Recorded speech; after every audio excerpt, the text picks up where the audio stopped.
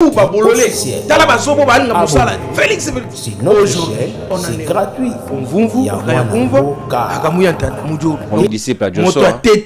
Ayoka kaka soki arenya sa mikotele na zolo matina na cerveau wana komi koyoka zolo boucher ndengo ngana siko motune bandi ko sala lokala ba komi koyoka mabezalte na zongela na mbombo muke na comprenaki te parce que frère wana ta mazolo ba na lobia zonga na sujet na monika ba kitisi ka mbala moko. Ok, alors, ngali kanisi ezalaki boye, bon, parce que tobimi ba sujet, tokoti makambo kwa mutu, mais souci ezali kaka, c'est vrai, le frère a dit, nanga, peut-être c'est un mal nécessaire. Peut-être, hein, toza ba certitude à 100%. Peut-être c'est un mal nécessaire. Mais qui est derrière Nanga? C'est ça le problème. Nanga soka yenae, on l'accepte. Arende qu'on a bisot. Et si ko bato akoya na bango, vous montrez que c'est du pareil au même. Vous vous rappelez, non? Tant où le père Ayaki. Ayaki na batu moko na sima. Et Bayaki na ba condition. Est-ce que Nanga il va venir sans condition? Vous êtes sûr vraiment, bande konanga? Est-ce que Nanga bakoya na ye ndenge aye na force wana bazo pesa ye ango ya ofele sans condition to élever vraiment débat bande konanga. Vous voyez? Donc contribution nanga yangwana.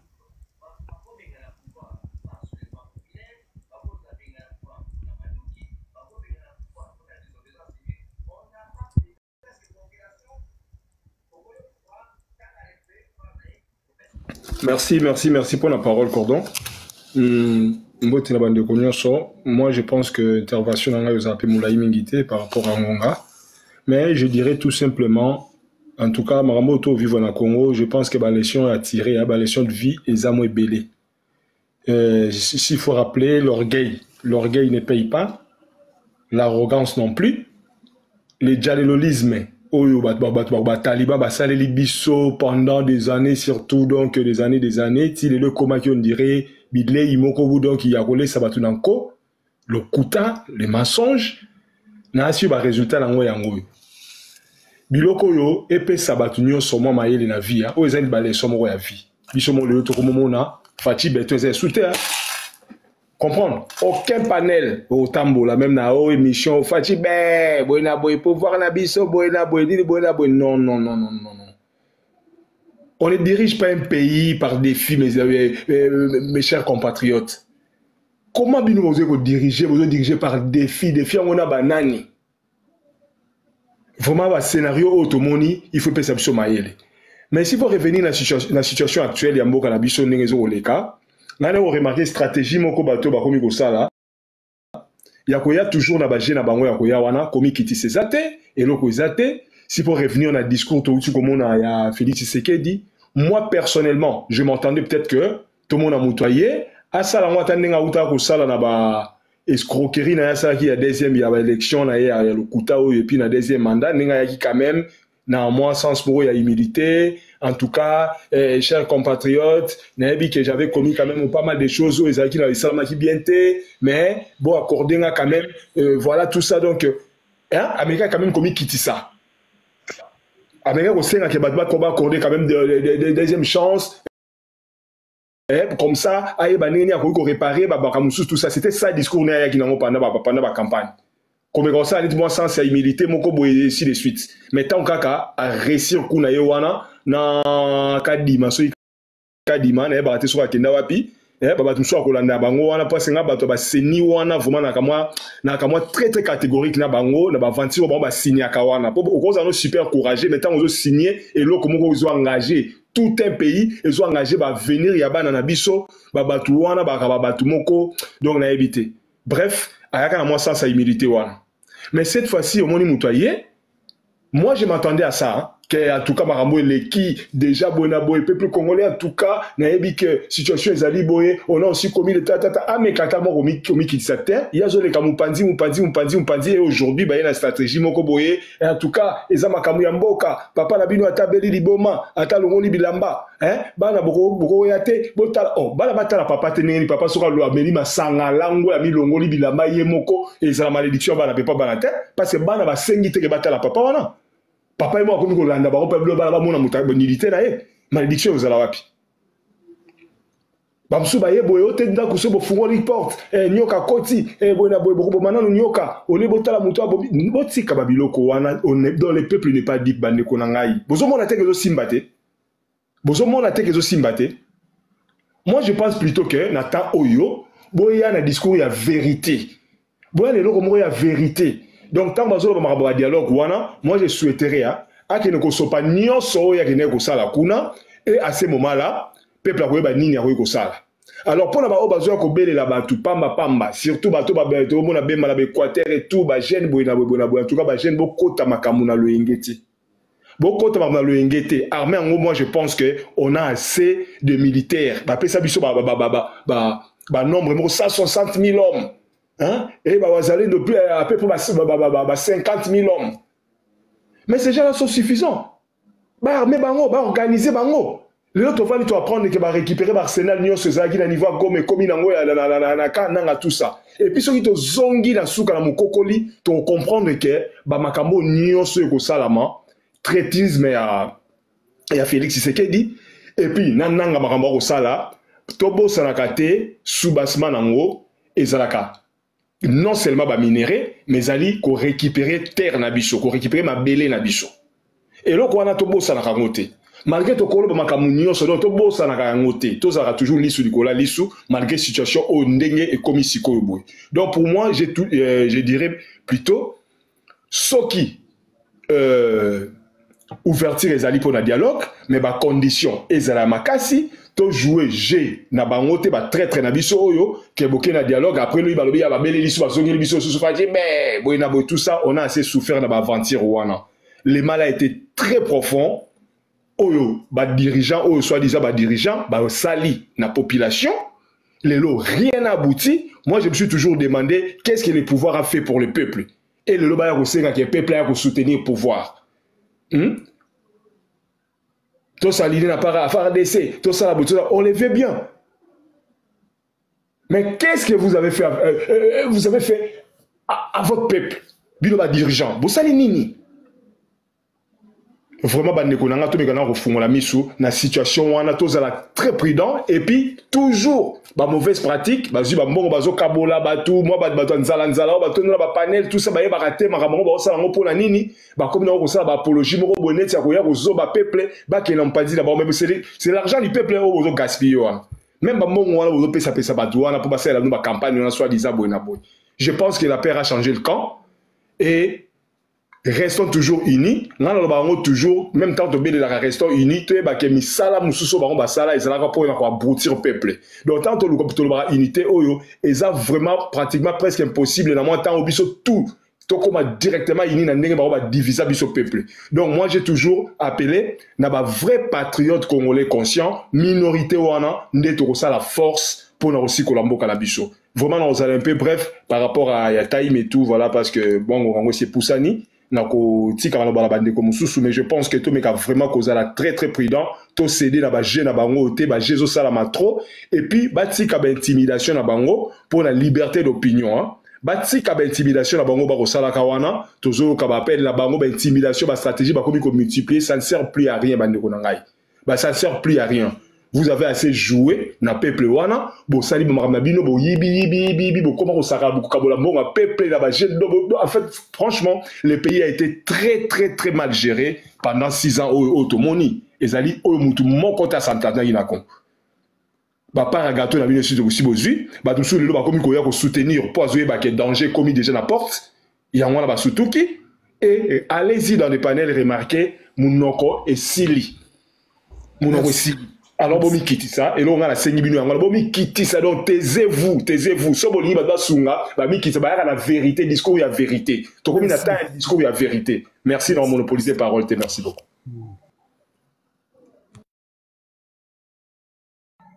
Maman Julie, Maloube Panao. Est-ce qu'il faut dialoguer dans Félix Tshisekedi ou pas? Il y a un Sanksi Basango, Atindi Basango, Bakutanana, Corneille Nanga, Bakutanana, opposant, et puis quelle forme de dialogue il faut dialoguer?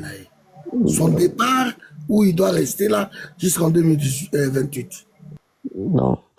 Moi, je crois que comme on a Basango, peut-être que ici, mon oui, dialogue, il faut là, mais il y a sens où les autres dépendre n'a été, que lui, le président, et puis voilà, on regarde encore comment faire pour lancer un partage à pouvoir. Je ne crois pas que ça sera comme ça.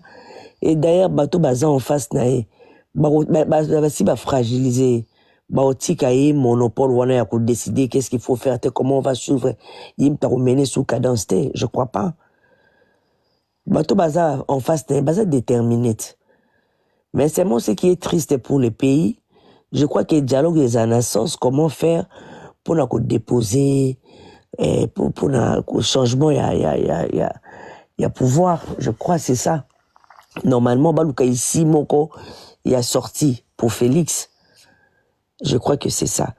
Même Mboka, on a pena ceux qui bamibal, il y a solo, armé, on pena bazaraki. Na moment, on peut tomber, puis la même, na rebelote, na même erreur, ndé salaki bisu, il y a papa désiré Kabila té.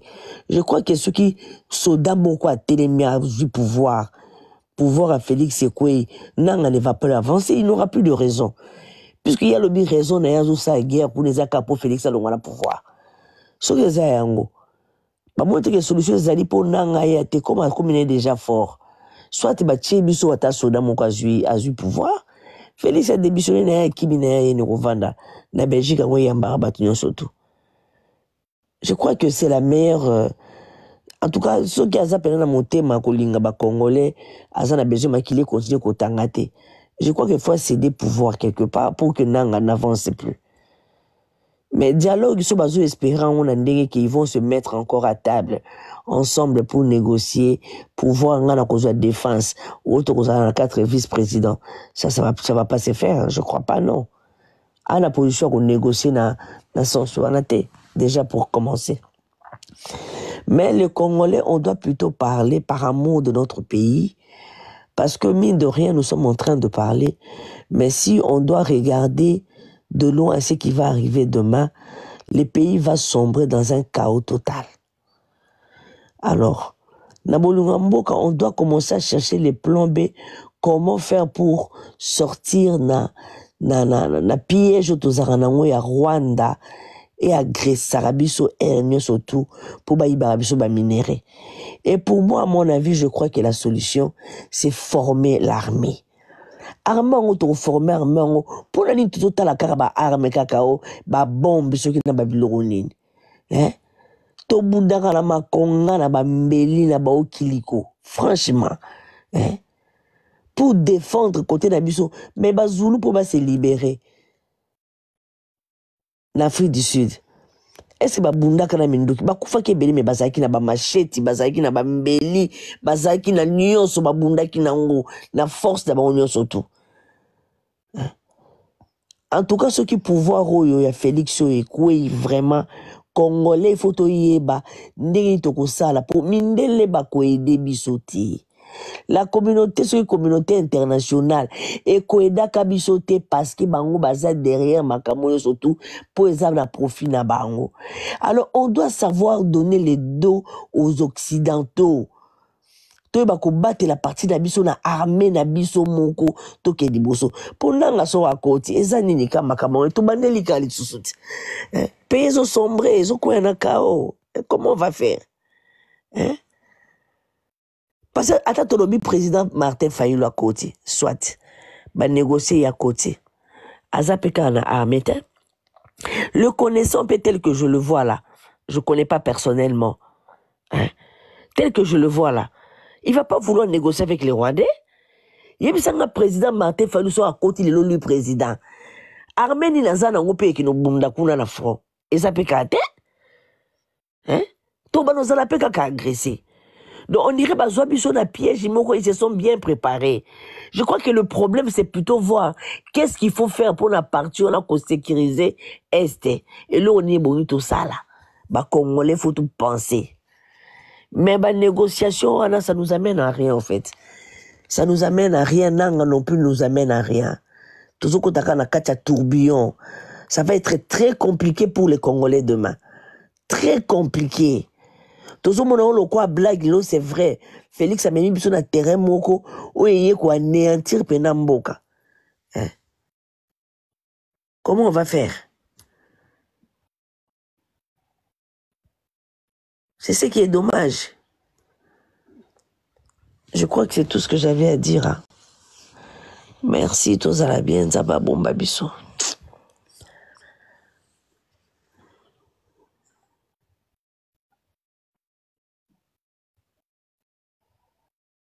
Maman Julie, sikoyo, démarche au Bemba Zosala na Équateur wana. Atika Bavantir.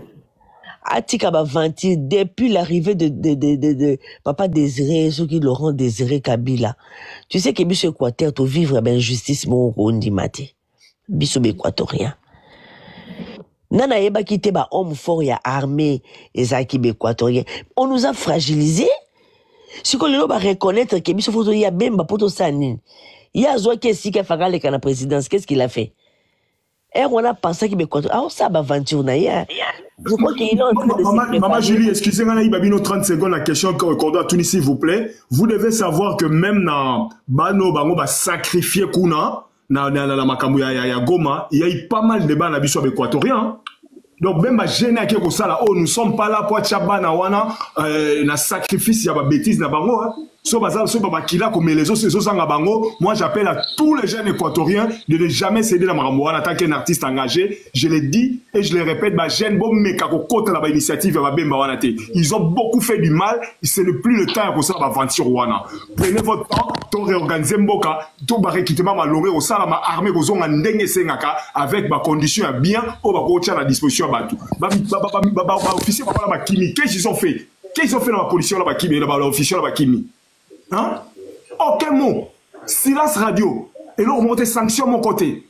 Et aujourd'hui, encore, Centrafrique, il n'a qu'à rester calme. Ce n'est pas l'état d'appeler les jeunes pour sacrifier Bango. La première rente au monde.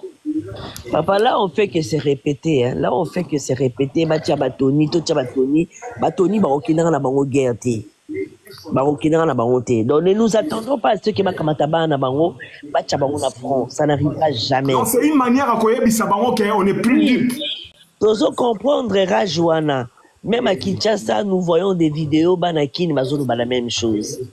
Par rapport à Bemba, je veux revenir à la question accordant.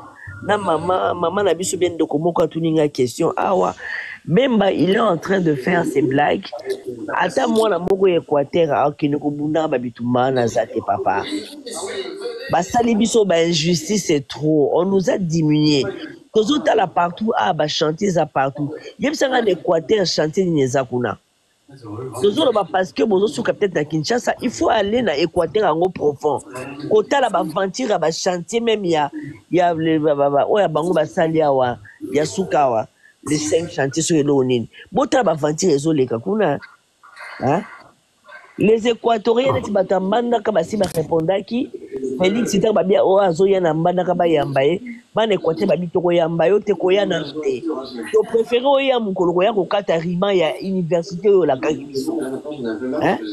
Nous sommes en cas, Nassima. Arrêtons, Bemba. Bemba, il ne pas qu'est-ce qu'il a fait? Il n'a rien fait. Hein? Il n'a rien fait. Maman, nakata binote, maintenant, bête, moi, c'était moi, Bekotana.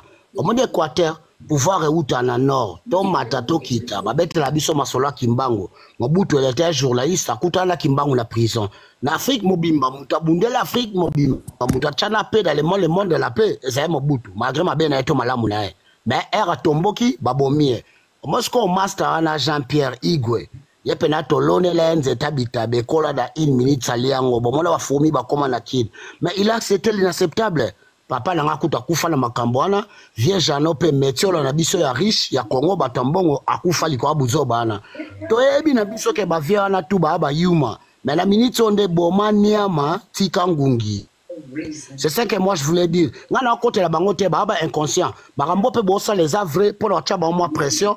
bala mukama muki ozomona mais ce que Jean-Pierre malgré ma bena malgré ki yuma na ena ba Félix ba kotake na CPI 10 ans pour année o comprendre bon benda bilili botimba te o mona teke muzungu azana jemo ba mystique so ira moni mutu mo ba kotelemela ba komi okase ba komo che ba kal peut-être Jean-Pierre peut l'accepter encore l'inacceptable pas bima prison nega Félix accepter l'inacceptable pas au pouvoir mais si ko a komo bete la bochita sima ba komi okale ozomona maramnios tout le ba tu as la raison mais toi timbande il y a une guerre bantou contre Niama tokotika pe Niama so mabele na si ba komo bete la bango ye mutu ay ko réaliser ma kamo balkanisation tozomona tout ça komi pena la porte ba ville comme ba la bango Azayuma.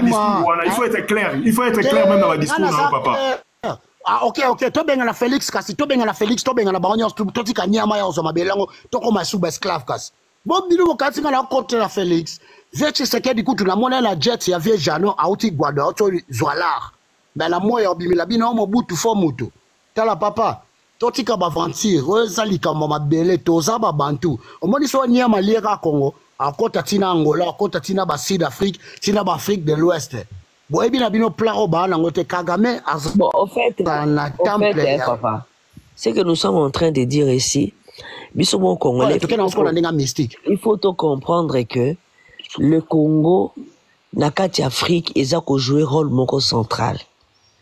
Tous les talents le lobby soka que Congo baza ko agressé biso toza fragilisé mais ça veut dire que ça le Congo est ko affecté Afrique mobimba alors mindele baza na simanango ya onga naza ko loba awa ba bemba ba osana ba ba ventir parce que bemba soka za qui n'a besoin oyebi que discours Félix Asala qui il y a pas longtemps soka telemeka ka lobby bon armée $500 par soldat c'est batu banga ba kota na bango batu nga ba kota na salaire ni ba $80 est-ce que Félix Aeba quitté que en venant au pouvoir que sécurité na yé mais tant que na pouvoir be que agression en Rwanda ezala kakati tout monde qui na Kagame maboko mon frère tout monde bazo bina kuna ma sœur bazo bina non hein Aeba qui va close à makambo ya STT, Aeba qui a un papa.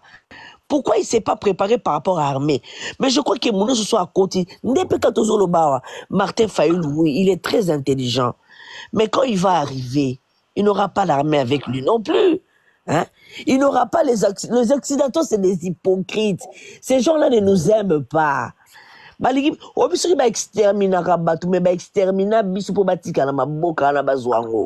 je vous dis. Ça veut dire que Congolais, il faut se préparer au pire. On est seul contre tous. Alors, on doit se prendre en charge nous-mêmes pour sécuriser nos terres. Tant que nous avons la dimension à niveau on va changer de président les années, ça va être de problème, je vous dis. On a raison. Il y a un tolobi, tu as un patrimoine, tu as une norme, tu as un bokoko, Hitler, Papa, il y a un kangala na état-major. Tobeta bangona na mystique na bagwanyans tu poso senela ke balonga biso me balonga biso kala me balonga akate basimbisa ba vient na biso na ba master ba touche na bangoto bobo ya biso état-major. Ah Kangala il faut qu'on état major ba vienne leti banga il faut ba kota na renseignement ba guerre opela ba kimamboka po ba molani ya maosa ba ventir merci oh mona po ba sibisa ba vienne biso ba touche yo bulena nu guerre froide américain contre Russie mais ba to ba ku fa Angola guerre na bango mais so totale effectivité ba na ba ku fa koleka mais le roi Nyama za zoba na habite so ba prometteur Kagame so Nyama na nini le travail sale pour la Nyama. Bakagutana. Viens que nous avons na pouvoir. Mais est-ce qu'on doit te côté déjà to timbeli ba Nyama? Il faut changer d'idéologie. Pour Afrique, la muka ba Ibrahim Traoré bazali ba comme suspect ba la muka mais akagama zombouye kaka donné. Azombouye codage. Pourquoi? Pour nga yoka lokito ba masase bete na Goma na ko sabino te bande ko na ngai. Na yoka pena ba brown ne banda beta biso kuto lié bango na ba PKM tellement que ministre si là qui basola ba déposer les armes ba déserter mais ba masasi na bando yo ka ngaso na yo ki mundu ke beti na yebi au 9 mm au 12.7 au nini babiloko bando beta na papa et a babiloko NATO man na ko sabinote ça je dis il y a aussi l'hypocrisie de l'Ouganda Ouganda pe baza ba hypocrite de makambo banyama eza bango ba Kenya master eza bango ba Kenya na South Sudan na Rwanda nem to bakoteli biso yango ba lie Goma to bomi ba on ba soso ko bomat au moins te ba black sa ba image te ba master pena ba bundi ba barre bango malgré tout Félix est compétent mais ba master ba barre bango et c'est un des renforts ils allaient pour ba encercler biso déjà l'icolo trahison au mona donc botim belarara to za mibali pour moni burundais a bantu a gagné pas ni viana ndashimie a gagné pas ni le problème que non il faut poser la question aux compatriotes bah exiger dialogue et que Salama ce n'est pas avec le Rwanda Paul Kagame c'est Félix entre le M23 tokosuka na ndenge ni problème ndeza yango wana dialogue za ya batomi balé M23 et Félix Tshisekedi basingi ba dialoguer na ni amate so to kufa ka ba viola ba mère o modi ngai ngana za na mutu loi de talent na habite bino te so bino ko pesa galita ma mususu wana ngai te ngai na ko dialoguer na ni amate je m'en fous de Félix je m'en fous de Jean-Pierre je m'en fous de tous yokanano problème ezali awa eza clair et net ba bisu Félix oko dialoguer na Rwanda te dialogue na yo ezali entre M23 na yo Uganda lobby bien soki olingi o dialoguer na M23 pour récupérer ba territoire mabele na o ba botoli il faut dialoguer na bango ou alors soki yo oko dialoguer na M23 te ondimi mabele ekende bango ba sala ba continuer chemin na bango o bazokende nango likambo to bundela yango ya makamto to kene gauche droite il faut tout cataler comme nous tout ça s'il vous plaît. OK, c'est bon. Qu'est-ce qu'on patrimoine na bokoko? Master Zayano, qu'est-ce qu'on patrimoine na bokoko? Yo otika niama a roule na mabele ya bakoko. Est-ce que ça le ma? Au moni lion, bakisi ya lion. Honorable non cordon. Bonsoir. Bon, c'est la seule machine. Vous nous accotez qui avant. Vous nous avez depuis Kala. Vous nous avez battu. Mais je crois qu'on va donner plutôt la parole en Voulouzi Simanaye Domi. Voulouzi. Merci. Na évité côté na yo Voulouzi dialogue en lobinini. Est-ce que quel est le format bon d'économie exceptionnelle botika ya za likolo wana. Bonsoir à tous. Il y a OK na ye ko négocier na mutute exceptionnel à boy ya OK été. Donc tu respecter choix na ye OK na été ko négocier. Voulouzi. Oui, bonsoir à tous. Bonsoir. Dialogue, j'espère que ceux qui volent qui discours, il y a président il y a Burundi, il avait tout dit. Mais malheureusement, responsabilité à côté de Bisso, tout ça n'a gouvernement qu'on a président Boania quoi. Bamiyibi bizengi donc marato siko na bien soki dialogue et ezala nini ba osenga ba brasser bango ti ta ba brasser bango ba koti na gouvernement misu ba koti soki binani nanga ta yo comme général ya sala ta armée après si banango ezala nini mouvement monsieur ke bota nango lisusu po bo sanate ke e bandaka na RCD e boti CNDP et yo bota M23 Toba kota sobata M23 elo monsieur ke botama. Donc pour na ngai utumambo wana donc eza ya bakili et puis na miso to solo babwe kuna bango ba vandite biso to tuna mamba dialogue be kuna ba komi na 25 km Bukavu. To mone sika moko te bala sata renfort ekende Bukavu rien. Mais peut-être biso to mi tuna na ba question awa bango bazoya ba komi na 25 km ndeko comment tu ko lo baké nani ba indi ba bato ba bima na Bukavu mais côté gouvernement tout le monde a silence radio eloko moko te bango ba ola kama ko sambela ko sambela tout le monde a jamais na mukili bato moko ba sambela po na bakende po mutu nyonso azana ko sambela naye ba to ko sambela ba nzambe ba bombe ko ya côté na bango tout le monde ki ba sodeso ba sambela ki o ya mambasoni solo to suki wa bombe ko ikota banani. Bon, en fait, nga pele on a matela ki ezami na ngana tsa point moko tango ko solo ba makambu ya ba mobondwa. Na ngana ilo na matela penza yangwana. Au monito milito to négligera makambu te. J'espère que boyebi batu moko ba kota na bangombe. Makambu mobondwa. Tout ça il a une mission mobimba. Restons un peu dans dialogue. OK. S'il vous plaît, tout ça. Pour le monde quand batu ndoko seka. OK, et bomeliwa na biso to boma batu bongo te. To vanda mbule bele to bunda te. Merci, restons dans dialogue. Bon. Félix Mutabe Basango, j'espère que tout va se comprendre. Kasi Basango kasi afinga Basango bandokiti. A charger bango. Kasi afinga Basango awat. Bakutana na Kabila, bakutana na Katumbi, bakutana na Fayulu, bakutana na Corneille Nanga, selon Fofan au Félix Apesi. Comme ça va solo là, batala, et là on y va rehausser. C'est ça le problème. Et là il y a des patentes qui sérieux. Parce que bamboko bango bazo détourner comment dirais-je budget ya Rwanda ya militaire na eza 150 millions par an mais biso to monia kaza di Peter kaza di ceux qui nani ayibi 350 millions à Kenega boy donc ayibi mbongo ya 2 ans ya budget armée ya Rwanda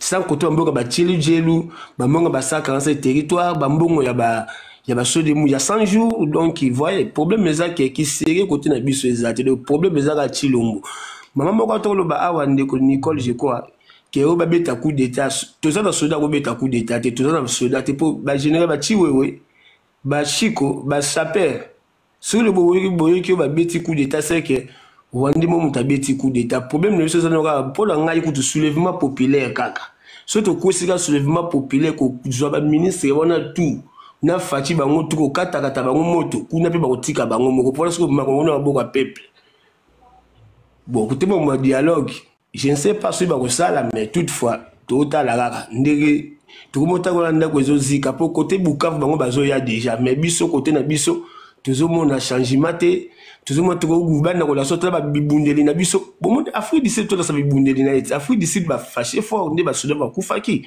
bobi ke Rwanda soka sakani bako mona kaka rythme ye pas ko zo rythme bango bazo luka pour l'Afrique du Sud ça pour la guerre te mais ala kisi bibundeli na ye pour l'Afrique du Sud mais biso siko ko to zo na makambu bibundeli bazo la kisate donc marathon donc bon niveau cordon ai na tena moi stop wana pour makambo marathon to mo se sacrifier na bapongi pour na mambo ya Congo donc marathon j'espère no landa bien assez. Merci de Konangai Domingos après tout sa maman Nicole Mouaou et puis de Jules Nicole. Merci Cordon. Nazo félicité on ya liboso pour na Valère Yamboka ofandi journée mobimba nga na kei na zongi me ozaka kawana nzambe amona yo. Amen. Oyo na loba pour na problème ya dialogue omoni eza makambo moko eza très sérieux eza makambo tozwaka ngo na baventure te eza na bato mosusu bazoyoka ka guerre bazomona onka neti eza na balégende nazoyoka bamosusu baotanga na banimero toza na 156 000 militaire soki ndenge nini mon frère na basérie ya Mobutu ya kangala machine de guerre ezalaki kompani te na kopesa ba chiffre po bato mosusu baozala na ba image te sima nazo répondre kaka na question ya dialogue ou pas na série oyo ya DSP Seta bazalaki vraiment en vigueur na Mobutu kobunda bakendaki na mission ya Ibiarimana na Rwanda bakenda bozwa notion équipe moko ezalaka 5 soda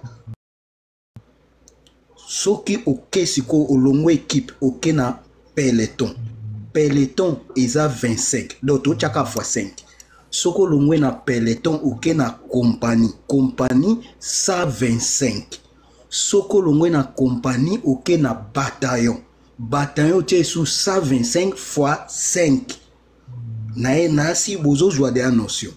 Siko na oyeb sabino na mission ya Bibiarimana ezalaki kaka 2 pelotons. Mutu bakendaki 50 éléments. Bakenda bakota Rwanda bazwa o bakendaki kozwa bazongi nango Congo. Et puis mutu ata moko akufaki te. Ezolakisa nini ba expert baza traîner ba yebi objectif avant bakende ba service à renseignement keyi et sali musana nango ebimi et pesi bango ba point sur les i ba keyi na objectif ba komi pe ba bimi. Guerre oyo ya Rwanda et bandi donc plus de 30 ans bazo bundisa biso eza ya lelote.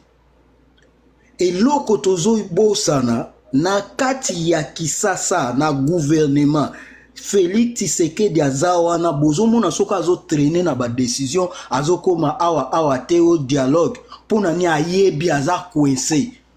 Infiltration tozo loba na niveau ya Congo ezali ya makasi. Oh, nazomona na ba video bazolobo te enani président ya Rwanda asomba mabele na Congo Brazzaville aza soki na 5000 soldats baza déjà prêt kuna po ba envahir Kinshasa. Mon frère, baza na tanwana te to la muka congolais. Toza na ba Rwandais na kati ya armée na biso. Ba décision oyo ezo umela ke po ba beta ba bombarder ezo umela pona ni po ba officier supérieur o baza na kati ya armée ya Congo baza corrompu et puis toza na ba Rwandais déjà kati na biso. Bino moko boyebi bozo voyager bozo kende ba Congo même na ba aéroport service de renseignement ANR batu baza kuna bafandi wana ezali toujours ba Rwandais. Ale sikoyo Corneille Nangaa azalaki kotoyo ayebi secret nyonso o ezoleka na kati ya boîte. Amoni sikoyo ba compromis na bango bazalaki nango esimbi te. Ali abendani ake na ngambo mpo ayebi place faible. Et puis soko tali na idée na ye azo ya mingi te pona Congo. Yoka na ba discours na ye. Yoka na ba discours ya Willy Ngoma, Willy Ngoma.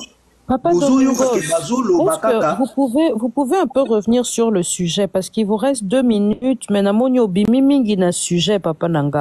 Nazoko expliquer pour na souka kaka na décision dialogue. Donc na éviter so zo comprendre na 2 minutes. Nazolo bake dialogue exate pour na nini? Po Corneille Nangaa ake na ngambu kuna po ayebi point faible. Abimi ake na ngambu po na ni ba koto ya yokanite. Siko ake kuna alisema bobengisa ya. Mais toza déjà na ben filtré na kati ya armée na biso. Ale siko yo mutane ya bobengisa ya ye lisusu wana bo sala na ye dialogue et ale po na nini? Bo pesa ye poste afanda toko continuer toujours l'esclavagisme. Hein? Solution exacte. Il faut to banda na nini to bandela ngo na fond place likambo ezo uta. Donc likambo dialogue ekoki ko sala ma jamais. Mutu aye akoti na ndako na yo ayibi bokangi epe ye yo muyibi. Albino sikoyo to beta to bomae o te to bomae te botika ina to solola. Donc na yo mo mutu ozo ndimake o solola na ye oza dans les problèmes o yebi. Donc dialogue exacte. Bomoni bien na kati ya gouvernement plus de 50 personnes bakoufi na présidence. Silence total. Yemoko alobi lo côté. Ayebi ami kitisa abenga ba opposant o azana bango wana basangana bapesa ide ya makasi pona kobundela mboka. Mais Monsieur Domingos, je pense que vous nous avez pas suivi justement le dialogue dont il est question pour l'instant. c'est le dialogue avec l'opposition non armée. On ne nous a pas parlé d'un dialogue avec l'opposition armée. Bonne nuit, Papa Nanga, Papa René. Mais la dialogue l'opposition non armée devrait-elle dialoguer? Ezali nanga M23 pour nakacha sujet bolobi dialogue donc nananga na M23 c'est sûr yango nazolobake na bango dialogue ezate dialogue ezali que ya batu oyo bazali na kati ya pouvoir ba bengana ba monter ba stratégie to c'est le moment ya ko combattre bango soki kaka tozongi lisusu sima toke na ko bondela mama tokoma ba esclave na kati ya mboka na biso. Merci donc monsieur. ezali ko créer ba stratégie intelligente pour na to combattre. Donc abandi azokoka ko déclarer guerre te. Donc il faut appeler ça soulagement populaire ba peuple atelema to appuyer armée na biso on a nini. Mais Papa Domingos, je comprends ce que tu es en train de dire là. Hein. Il faut savoir qu'il y a quelques mois, le président Fayoulou est venu, son plan de sortie de crise, je pense que c'est depuis après les élections, ok? Il y a quelques mois, il est venu proposer un dialogue. Bah, c'est qui est. Et toi, aujourd'hui, tu nous dis que l'opposition non armée devrait dialoguer sans l'opposition qui a les armes pour mettre en place une structure pour aller combattre. Est-ce que vous avez que Félix a relève la bango? Maman, na miniti o tozana pasi, pota ezotanga makila. Pota wana ezotanga makila, ezosenga ba médecin ba ya bakangana nu pote sila makila. Simanango tokotala ba pasi ya libu ya diarrhée. Ya Papa, non, je ne suis pas d'accord avec vous. Ça, c'est sérieux, ça. Je ne suis pas d'accord avec vous, papa, parce que pota o ezotanga makila, là wana eza likolo à Félix. Hein? Et nous savons bien qu'une fois que ba opposant ba kopesa e moi makasi akobalukela batu. Bon, Papa Domingos, prenez vos 1 minute pour chuter, hein? Je vous laisse continuer. Ok, merci. Merci. Kanga dati ya lelo, Félix, atanenga zo déclaré neti guerre ngo. Azaki ne na posa déclarer na ye guerre te, Papa Domingos. Arrêtez de nous amener des histoires qui ne sont pas vraies. A déclarer Félix a déclaré guerre te. Mais moi volonté muke o azola kisabiso. Il n'y a aucune volonté, papa, parce que ezali. Mais de quelle volonté vous parlez, papa? Batouana Balongwe Bunagana, Tigoma, plus de 750 km. Et tu viens de nous dire qu'il a de la volonté. Arrêtez de vous foutre un peu de ça.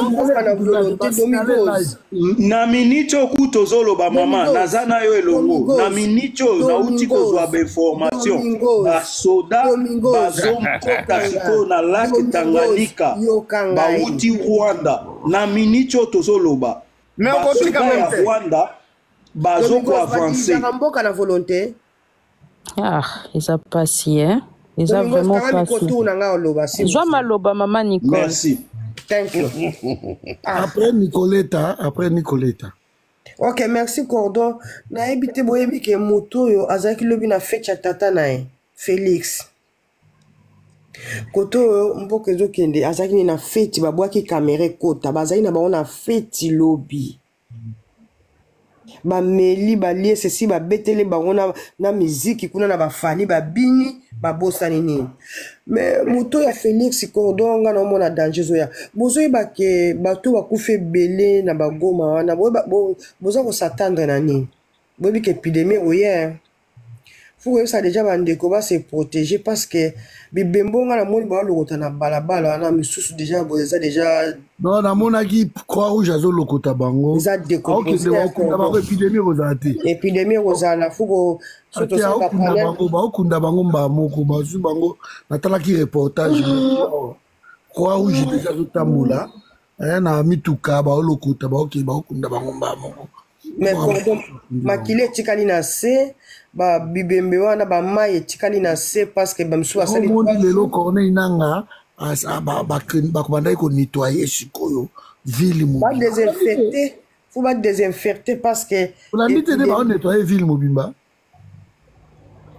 namona bango basala yango wana mais ya wana lobi kaka bongo sa konte bibembo babwaki na bazamba na bamai po baoke na bamai kuna badésinfecter lac rivière c'est ça le problème bon Museveni alobi vie tubi fa négocier na ba M23 so te bakotika mboko baokipe te siko ye pe nalandi muyaya na TV5 muyaya azo reconnaître kutu te ke ba M23 ou bien bananga surtout nanga muyaya kutu balinga komentionne kombone te balobaka Rwanda siko biso toloba mi kaka Rwanda siko Museveni na tuni pe question ayeko bima na média pourquoi. Mais maman Nicole, excuse-moi de t'interrompre. Justement, Nengakina Bakissa, il y a une information comme telle, les soldats ougandais, au Bazala qui est invité na RDC pour combattre aux côtés des FARDC contre les ADF Nalu.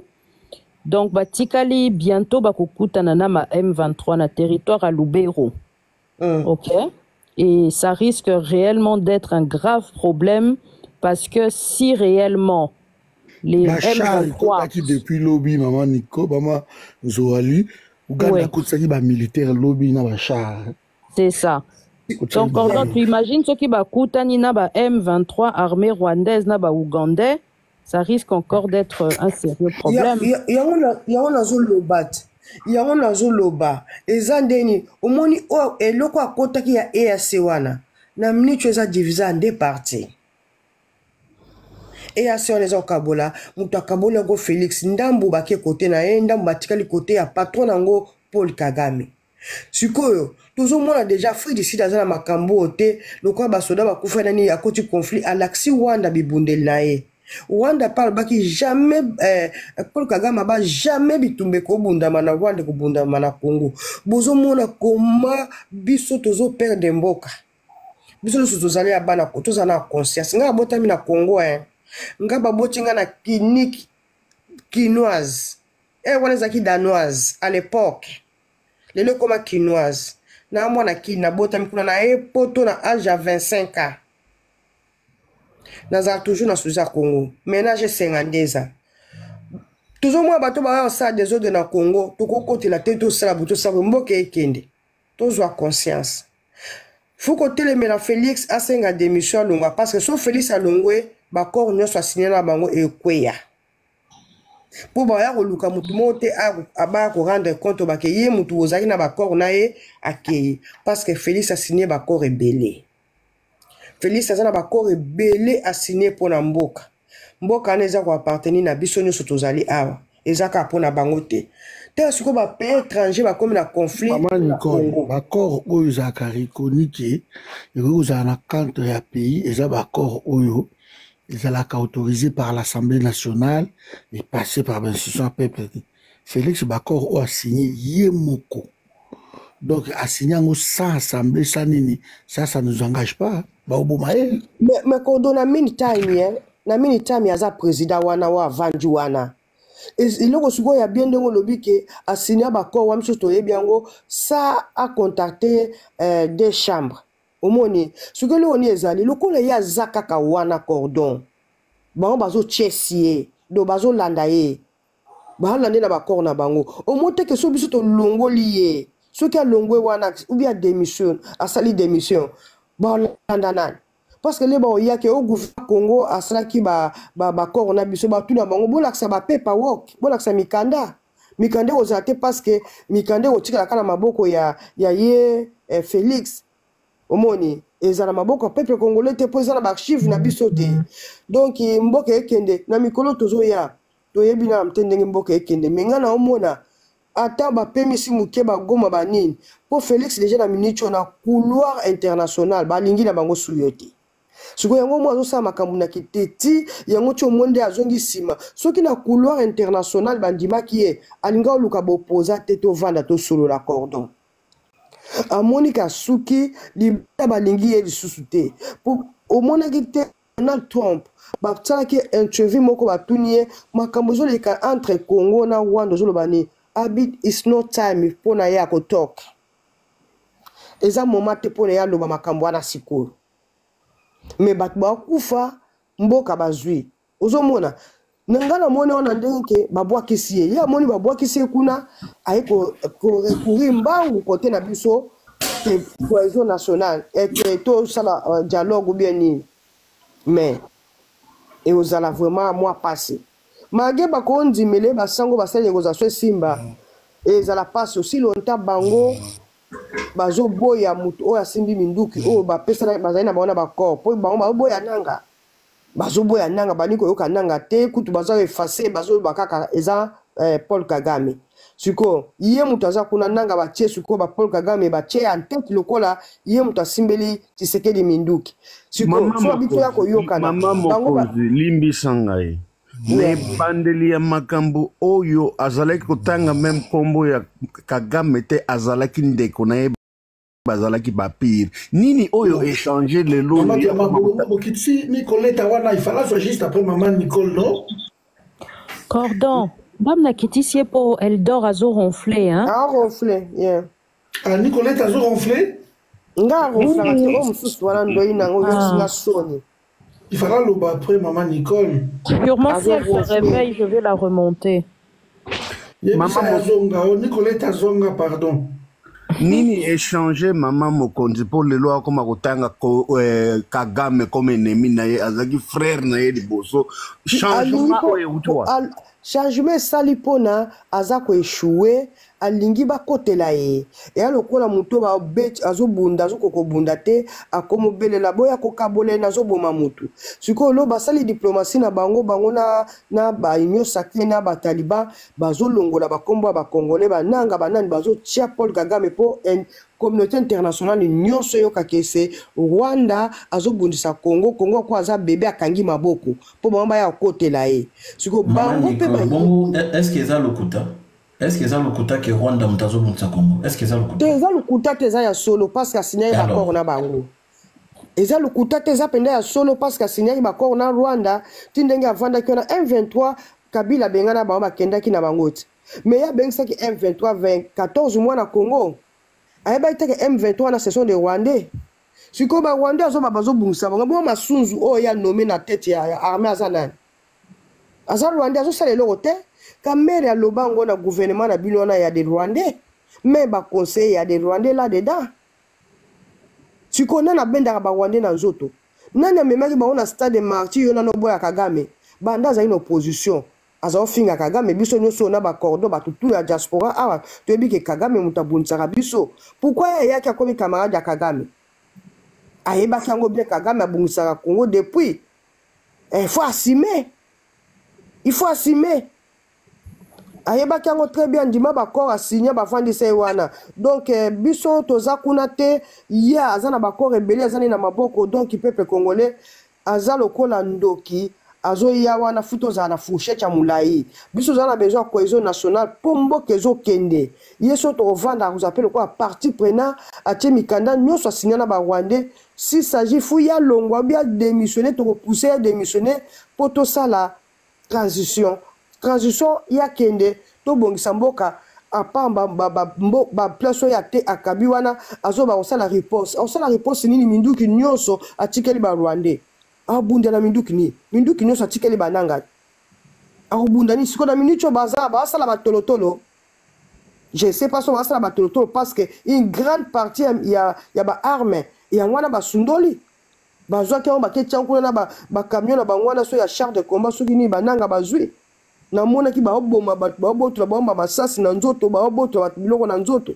donc iloko eza kuna te donc eza mpasi mingi na mikolo ekoza koya Félix Tshisekedi azobundisa pays étranger na kati ya Congo sikoyo le bango babunda oyo ezalaka banzoko bazobunda matiti eyokaka pasi boyebake peuple congolais kokufa ebele na des eaux d'oyo Tshisekedi aye nango aye na division na kati ya mboka biso na biso toza na division aye na division na bapays africain amemi division bato bazoyokana te likolo na ye fozomona motu moko aza na libabe na nzoto aza na libabe fu kobwake na mai aza kwa Jonas akoti na kati ya bato monene lokola Congo aza na makambo ne ebele na nzoto fu tobwake bambisi bamela ye donc a libabe mpo na Congo Félix faut akende à causer Congo tort ayaki akonclasize balkanisation ebalukele mabe parce que Congo wana moto akobalkanize yango aza te mpe abotama te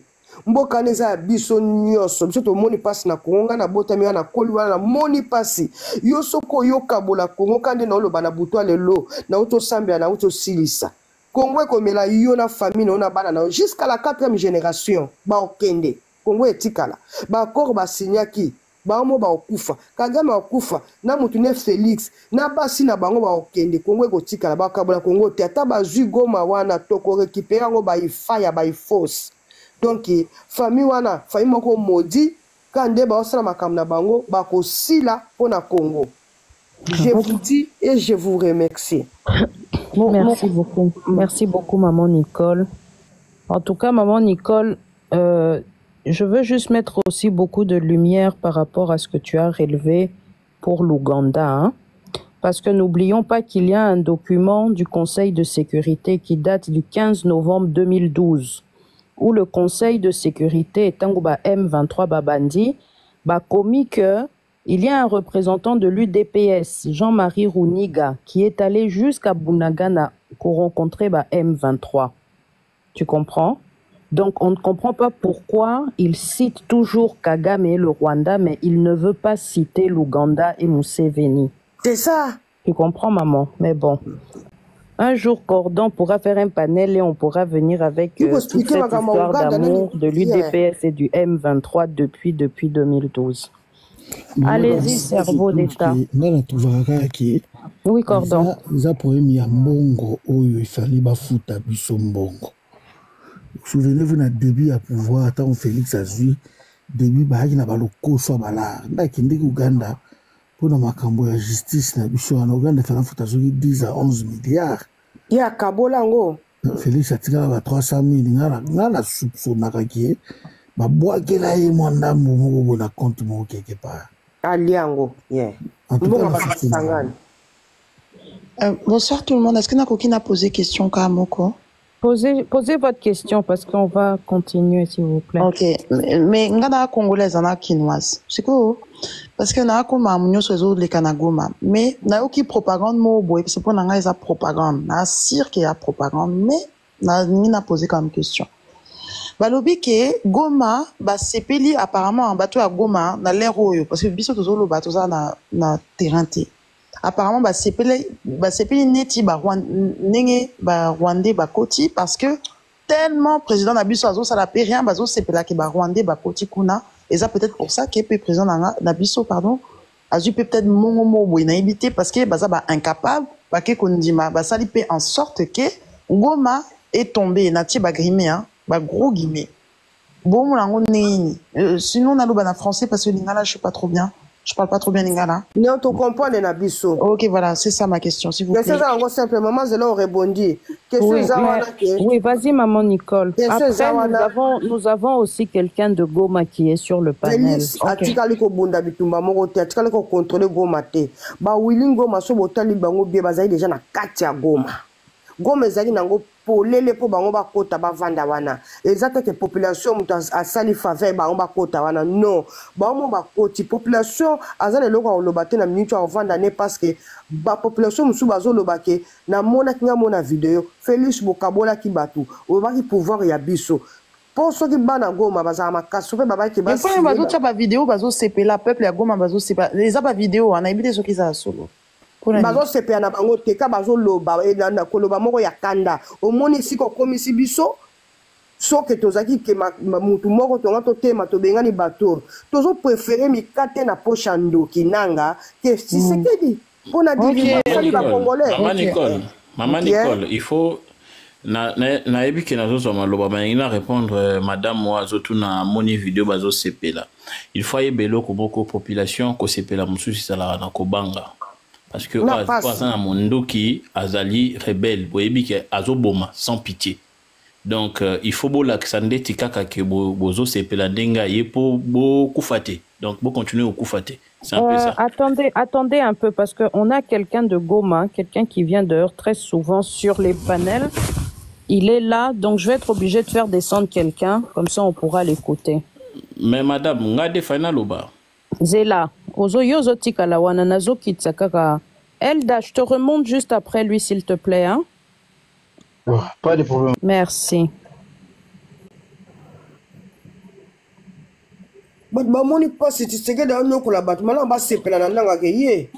Surtout maman madame nakoki koloba ekiti mai na courant ekoti. nakoki koloba. Allez-y.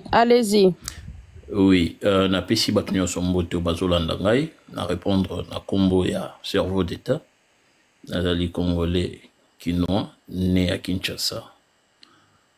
Eloko liboso na koloba sur makambo bozolobela sur dialogue. Eloko ya yambo oyo moto nyonso azali congolais conscient, ton azolobela congolais conscient, ezali congolais oyo azali un patriote, moto oyo abotami na Congo, ayebi souffrance ya bandeko na ye, akoki jamais kondima dialogue na Rwanda, akoki jamais kondima dialogue na M23 to na nanga.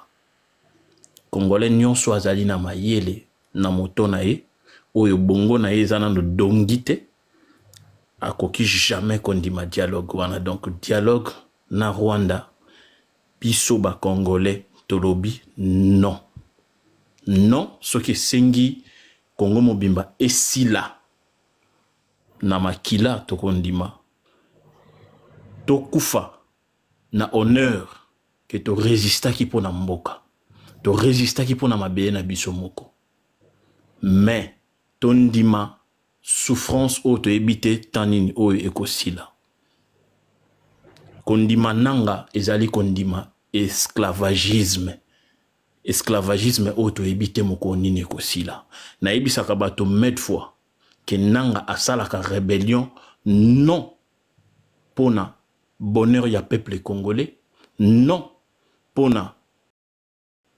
kolia malamu ya peuple congolais bonga to lotiliki ya malamu ekota na mboka ya Congo, mais asalaka rébellion pona ko revendiquer o ezali ba droit na ye o basinyaki na ba corps na bango na Félix pona makambo ya ba carrière minier na ye ezali rébellion o azosala pona intérêt na ye personnel, ezali pona Congo te, ezali pona Congolais te. Et loko ali boso oyo peuple congolais il faut retenir na moto na ye parce que c'est le même nanga o aïla kibiso Félix alobi que c'est lui l'élu, c'est lui le président, et c'est le même nanga tango simbité na Félix pour baboto la qui carrière minier azongeli biso po akende kokuta na ba Rwandais asimba bindo pour retenez sur le sujet s'il vous plaît parce que si vous partez comme sujet ça, ali à dialogue, sujet ali à dialogue. Le dialogue n'est pas avec Nanga. Le dialogue non, ce dialogue c'est avec Nanga, c'est avec si vous avez suivi Monseigneur Nthiolé, il l'a dit, ils n'ont pas parlé de l'opposition armée dans le cadre de dialogue oyo balingi bakende nango. Ils n'ont pas encore cité l'opposition armée, s'il vous plaît.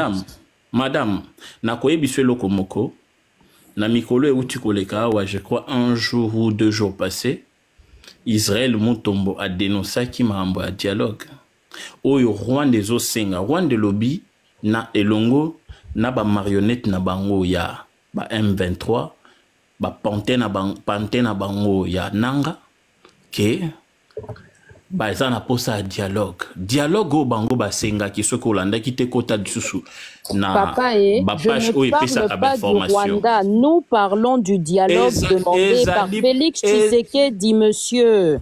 Yango na zoloba non o yo zolobela ya Félix. Là, vous parlez du processus de Luanda, c'est autre chose. Nous parlons du dialogue Oyo Félix, à Bengisi Basango ya Senko, pour organiser un dialogue nabandekonaye ya opposition non armée. Madame, nako loba eloko moko. Félix abengisa ba opposant to abengisa ba sango eza ba bêtise na ba théâtre na bango. Moi je ne suis pas là. Ngana zo lobela oyo ezali urgence ya congolais atelema aloba ke Rwandais lisusu te na Congo. Rwandais lisusu te na Kinshasa. Kopes koloba non Congo ngana zoloba congolais abunda pona honneur na yemoko non pona président moko Félix to non pona gouvernement moko quelconque na zoloba bien na zoloba awa etonke nazoloba awa etant que congolais oyo nazana mabele mususu te à part Congo Rwandais batoni na Congo na motolo na ngai bakata yango bakunda yango na Kinshasa nazala mabele mususu te. Donc qu'est-ce que nous avons à voir avec ça? Bon, ok, maman P15, vas-y, pose ta question parce que je sens que monsieur Cerveau d'État ne veut pas rester dans le sujet. Hein? Monsieur Cerveau d'État, tu viens de nous dire que non, Tobunda, Poto Bengana Nanga. C'est comment ma question est ceci, Tobunda Ndengenini et avec qui? Parce que on a sommet de l'État, c'est Félix. Merci madame. Olobi soki tokobunda ndenge nini pe tokobunda na nani. Question no yango wana. Na ebisio eloko aliboso. Soki oko se rappeler tango musée oya yela kabiso na makamoto abanda makamba ba corps o lelo betizo to na ngona makamba ba kabila ya tata na kabila les fils eza muza banda makamba ba corps wana tio mona ba bomaye. Ba corps wana bandi pa Félix te bandi depuis pas musée. Félix ba yeko kota na tango na ye. Mais na koyeba so biso na lobi boye biso na lobi boye madame opposer la question na répondre na lobi boye biso ba congolais. Félix a libéré de prison. Attendez s'il vous plaît. Donc si je comprends bien monsieur Cerveau d'État, en fait tu veux nous dire que non totika makamba dialogue na minute autobunda avec Félix, c'est ça? Toko bunda soki nazo so bien soki eza Félix mutazo loka a facilité Rwanda kota toko dégager Félix sans pitié toko lapider parce que toko bunda nana ni parce que c'est Félix tozo bunda na ba Rwandais yeba eloko na mutu bunda na ba Rwandais eloko na biso eloko liboso Rwandais tika congolais boma Rwandais tika nyama eloko na lobi yango wana ozobunda na ba Rwandais eloko na lobi yango mais poto zo wanga na Félix ndeni fois si mais bino bo si makate po ani netika za mama soki muto azo expliquer makambo ceux qui m'ont expliqué ma base sur Ibn Bokom Sakaye, mon Félix. Une question, non. Papa William, on ferme le micro. Vous ne pouvez pas monter ici, dire aux gens qui sont en train de dire des bêtises. Si vous ne pouvez pas rester sur un sujet avec tout le monde et répondre cordialement aux gens, je suis désolé, monsieur Cerveau, on ne peut pas continuer comme ça. Mais c'est quoi ça? Félix, le bas bien que Félix, concept total, pourquoi nous sommes contre Félix, c'est simple. Mais ne venez pas dire que non, oh, Kabila le père Moutabanda, Kiango, Yangwana, Félix, etc. Non! Arrêtez! Arrêtez, s'il vous plaît. Ce que vous avez Félix, dis-moi, vous avez Félix. Vous avez changer, vous changer sur quoi langage comme que non, Kabila le père Moutabanda, Kiango, Kabila le père Moutabanda, Kiango, Félix, tout ça, tout comme un patriote, vous avez changé les discours. En tout cas, maman Pékin, je voulais donner la parole à papa. Oui, monsieur Cerveau d'État. Ngape Naebi aux talibans et tu ne vas absolument rien me faire. Donc tu peux aller dormir. Papa Afrique Libre, je voulais vous donner la parole, papa. J'espère que tu vas bien. Merci.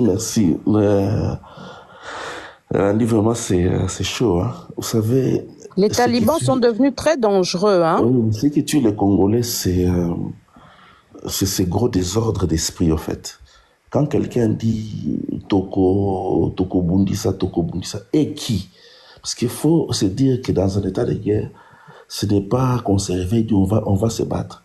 C'est simple de dire dans un panel, s'ils veulent se battre, c'est simple qu'il aille s'enrôler dans l'armée, comme ça il va goûter un peu le goût de la guerre. Parce qu'il y a d'autres personnes qui parlent qui n'ont jamais goûté le goût de la guerre. Il n'a qu'à aller s'enrôler dans l'armée recrute, qu'il va là-bas, il y a un front qui va bientôt débuter à Bukavu, qu'il va défendre la nation, et qu'il aille se battre. Comme ça, il aura des vraies informations au lieu de vivre dans la spéculation. Parce que moi, j'ai l'impression que les gens sont dans un délire, dans un état de guerre. Les gens sont en train de spéculer. Et c'est ça que je dis que vraiment les Congolais manquent de maturité. D'autres peuples dans un état de guerre, ils restent calmes, ils évitent de la spéculation. Et c'est très grave dans un état de guerre lorsque l'État lui-même se met à mentir les peuples. Ça, c'est très grave. Vous savez, la plupart des gens qui sont morts ici à Goma, c'est par désinformation. Vous imaginez, la rébellion est arrivée à l'aéroport de Goma, mais le vice-gouverneur militaire, qui savait qu'il va fuir pendant la nuit, dit au peuple qui maîtrise la situation. Ils ont laissé les gens vaguer dans leurs activités, tout en sachant que la ville était déjà presque tombée. Et les gens se sont ramassés en surprise. Ils n'ont même pas eu le temps de se préparer parce que l'État mentait. Et c'est ça qui a fait tuer beaucoup de gens. Vous imaginez, ils étaient déjà débarrassés des sacs, mais ils disaient au peuple qu'ils sont en train de repousser. Et pourtant, c'est eux qu'on repoussé. On a crié, on a fait un cri d'alarme ici dans les réseaux sociaux en disant faites attention, ils sont déjà dans Goma. Mais le fait que l'État s'est mis à mentir la population, certaines personnes se sont retrouvées à l'extérieur parce qu'ils pensaient avoir fait à l'armée. Et ça les a mis en danger. C'est un danger permanent lorsque l'État n'est pas capable de dire la vérité. Cette vérité-là, ça sauve des vies humaines. L'État veut montrer qu'il est fort et il est faible. Ce qu'on a vécu à Goma, moi je vous dis sincèrement, je ne vois pas comment est-ce que les militaires d'IFARDC va bloquer ces gens. Je ne vois pas. Il n'y a pas moyen parce que les verrous qu'il y avait à Goma, il y avait des militaires sud-africains. Il y avait ces mercenaires que vous avez vus. Il y avait les FARDC, il y avait les Wazalendo, il y avait l'armée sud-africaine, il y avait l'armée tanzanienne, il y avait notre pays, c'était les Malawites. Tous ces gens, et la MONUSCO, tous ces gens n'ont pas été capables, plus de 40 000 hommes n'ont pas été capables de bloquer. Ils n'ont pas été capables. Dans moins de 2 jours, dans 2 jours, on les avait déjà délogés. Dans 2 jours. Et les gens sont en train de spéculer. Ces gouverneurs militaires, ces vice-gouverneurs, ils savaient qu'il va fuir la nuit, mais bakosi population, bakosi militaire que non, nous avons dit aux gens qu'ils étaient déjà partis, ils ont fui, ils sont à Bukavu. Les gens ont fait 1 semaine en train de nier. Et les militaires se sont retrouvés dans leur propre sort. Il y avait des militaires qui venaient d'un peu partout, qui ne savaient même pas la ville de Goma. Non, ils se baladaient comme des zombies dans la ville, en train de se faire tirer à gauche à droite. Et quand vous avez écouté, on va récupérer l'aéroport. Les M23 les ont envoyés délibérément dans l'aéroport, parce que c'est le seul espace vide qu'il y a dans cet endroit-là, où il n'y a pas de population. C'était de les ramener dans l'aéroport. Parce qu'ils étaient déjà dans des avenues, abandonnés en train de se balader dans des avenues. Et les gens sont là en train de spéculer. Et c'est ce qui énerve. Les gens spéculent. Les gens racontent, les gens font des vidéos inutiles, les gens se sentent en train... Il y a d'autres même qui tiennent des bâtons comme s'ils sont en guerre. Ils se mettent à piller. Et c'est ça ce que moi je ne comprends pas. La rébellion est à 25 km de Bukavu. Entre 25 et 30 km de Bukavu. Les gens sont en train de spéculer. C'est quand Bukavu va tomber que les gens vont comprendre. Ils vont encore faire 1 semaine en train de dire que Bukavu n'est pas tombé.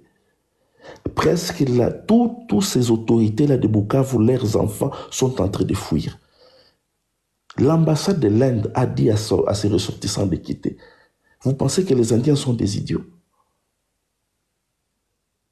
La DGM a vendu dans une journée presque 6000 CPGL parce que les gens fuient au Burundi. C'est des chiffres. Les gens ne peuvent pas fuir s'il n'y a rien. Les Nations Unies ne peuvent pas dégager d'îles s'il n'y a rien. Et presque 3 jours avant que la ville tombe, nous avons dit aux gens que les Nations Unies sont en train de dégager ces travailleurs, que les Sud-Africains sont partis, que des avions ont décollé. Ces jours-là, Éthiopien a fait 5 rotations. Et les gens prennent, comme d'habitude, les Congolais sont toujours dans la spéculation. Tokosa la boy, dans les réseaux sociaux. Celui qui veut Tokosa la boy, qu'il aille dans la guerre, qu'il aille s'enrôler dans l'armée, qu'il aille montrer ses capacités là-bas. Comme lui, il se sent plus patriote que les autres. Je suis patriote, va t'enrôler dans l'armée. Comme ça, tu vas goûter un peu le goût de la guerre, tu viendras avec une autre réflexion. Parce que les gens qui sont en train de mourir ne sont pas des arbres, ce n'est pas des insectes. C'est des humains, c'est des pères de famille, des mères de famille, des enfants, des maris, des frères et sœurs. Et les gens font de la spéculation. Les gens spéculent calmement. Les gens font de l'aventure. J'ai vu même des gens qui ont marché en Europe. De la comédie qui énerve. Et qui on veut qu'on prenne au sérieux. Vous voyez des ministres en train de mentir. Moi, je vis la ministre des Affaires étrangères qui ose dire au-devant les gens, non, l'arrive à s'en occuper. Ils envoient des gens aller attaquer des ambassades, des gens qui demandent de l'aide. Vous demandez de l'aide et vous commencez à casser les histoires de ces gens-là. Et vous voulez qu'on vous aide. Comment on va vous aider? Vous sentez un ministre de Défense qui est en train de plager. Il met un scandale dans les réseaux sociaux. Qui va prendre des gens comme ça au sérieux? Qui va prendre des gens comme ça au sérieux? Moi, je vous dis, ça fait quelques jours que l'M23 soit à Goma. La population est en train de se balader 24 heures sur 24. Pas de coups de balle, pas de téléphone ravi, pas de machin. Et ils vont le faire parce qu'ils doivent prouver à tout le monde que voilà, il y avait des volets. Quand l'armée prend des groupes armés, ils les remettent devant en les appelant, voilà, ce sont des patriotes résistants. Des patriotes résistants que vous avez ramassés dans des groupes armés, qui sont des électrons libres. Ils agissent d'eux-mêmes. Ils n'ont pas de commandement. L'armée, c'est son commandement. Exactement comme les militaires qui se sont retrouvés seuls, sans commandement. Le commandement est parti, ils vont faire quoi? Ils ne savent même plus quoi faire. Ils prennent des initiatives suicidaires. Et ça, des gens comme ça, des risques, des irresponsables notoires, on veut les faire confiance. C'est lui qui veut se battre, c'est lui qui sent que non, voilà, il se sent fort, il veut résister. C'est simple qu'il aille s'enrôler, il aille se battre. Que les gens arrêtent de déranger les gens à longueur de journée dans les réseaux sociaux en train de parler. Les gens sont contents même de voir les M23 parce qu'ils n'ont pas de choix. Ils ont été abandonnés. Vous voulez quoi? Si on vous abandonne et quelqu'un d'autre vient vous récupérer, vous allez faire quoi? Vous allez le cracher dessus. La règle est simple. Ils ont remis l'eau et l'électricité dans 2 jours. Chose que le gouvernement fait des fois des mois et des mois sans remettre de l'eau. Quelque chose de très facile. Ils ont pris tous ces gens de la SNEL, ils les ont fait monter sur des poteaux. 2 jours, vous mettez l'électricité où vous avez des problèmes. Ils ont remis ça. Dans 2 jours, l'électricité était revenue. J'ai dit donc, ces gens font des histoires délibérément. Donc, ils laissent la population dans l'obscurité, comme ça, sans eau. Et pourtant, il y a la tuyauterie, il y a des installations. Et vous sentez vraiment des irresponsables notoires. Et vous voulez que les gens regrettent le départ des irresponsables. C'est normal. C'est normal ce qui se passe. Il ne faut pas se voiler la face. On doit éviter de l'hypocrisie inutile. On ne doit pas faire de l'hypocrisie pour notre propre pays. Kinshasa a failli à ses responsabilités. C'est à Kinshasa d'assumer la sécurité du peuple. Ils sont largement payés pour un travail mal fait. C'est un détournement. La contrepartie de l'argent qu'ils touchent, de tous les leaks qui sont en train de vivre là, c'est le travail mal fait qu'ils font là. Si nous avons ces résultats, c'est parce qu'on n'a pas d'État. Si on avait un État sérieux, si on avait des dirigeants sérieux, on n'allait pas avoir un résultat pareil. Ces résultats, ce sont des résultats des médiocres. Il ne faut pas se voiler la face. Il ne faut pas mentir à soi-même. Soyons sérieux. C'est l'avenir de notre pays qu'on parle. C'est l'avenir de nos enfants qu'on parle ici. Qu'est-ce que nos enfants vont nous dire? Qu'est-ce qu'on va dire à nos enfants? On a été des vauriens. On a été des vauriens. Félix, ce pays ne l'appartient pas, c'est pas la parcelle de son père, où il doit en faire ce qu'il veut. Aujourd'hui, il raconte ceci, demain, il raconte cela, demain. On ne sait même plus qu'est-ce qu'il avait dit il y a quelques mois. Tellement ils en ont parlé. Les nouveaux gouverneurs militaires, depuis qu'on l'a mis, ce ne fait que des discours. Bon, mon place à Fongo les fronts. Azaka ba discours na ba discours. À Fongo l'affronter, soldat comme il ba discours. Depuis à côté, c'est déjà 5 discours. Mboka ba discours. C'est comme ça qu'ils sont même en train de faire des plagiats. Tellement qu'ils veulent parler. Mouya n'est qu'en train de parler. Il raconte ça aujourd'hui, demain il raconte ceci. L'autre là, Bossembe va débarquer. Je vais vous fermer ceci, je vais vous faire ceci. Donc c'est vraiment de la merde. Je n'ai jamais vu des choses comme ça. Quel pays, chacun se réveille, met ses règles. Quel pays, soyons sérieux quand même. Est-ce que c'est des gens comme ça qui ne sont même pas capables de s'administrer, qui peuvent vraiment gérer une guerre? Abandonner les matériels qu'ils ont abandonnés, ça c'est un scandale. L'armement qu'ils ont abandonné, vous n'avez même pas idée.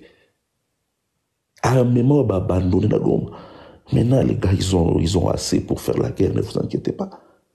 Et ils ont du matériel maintenant. Tout le matériel a dit FARDC rester à Goma.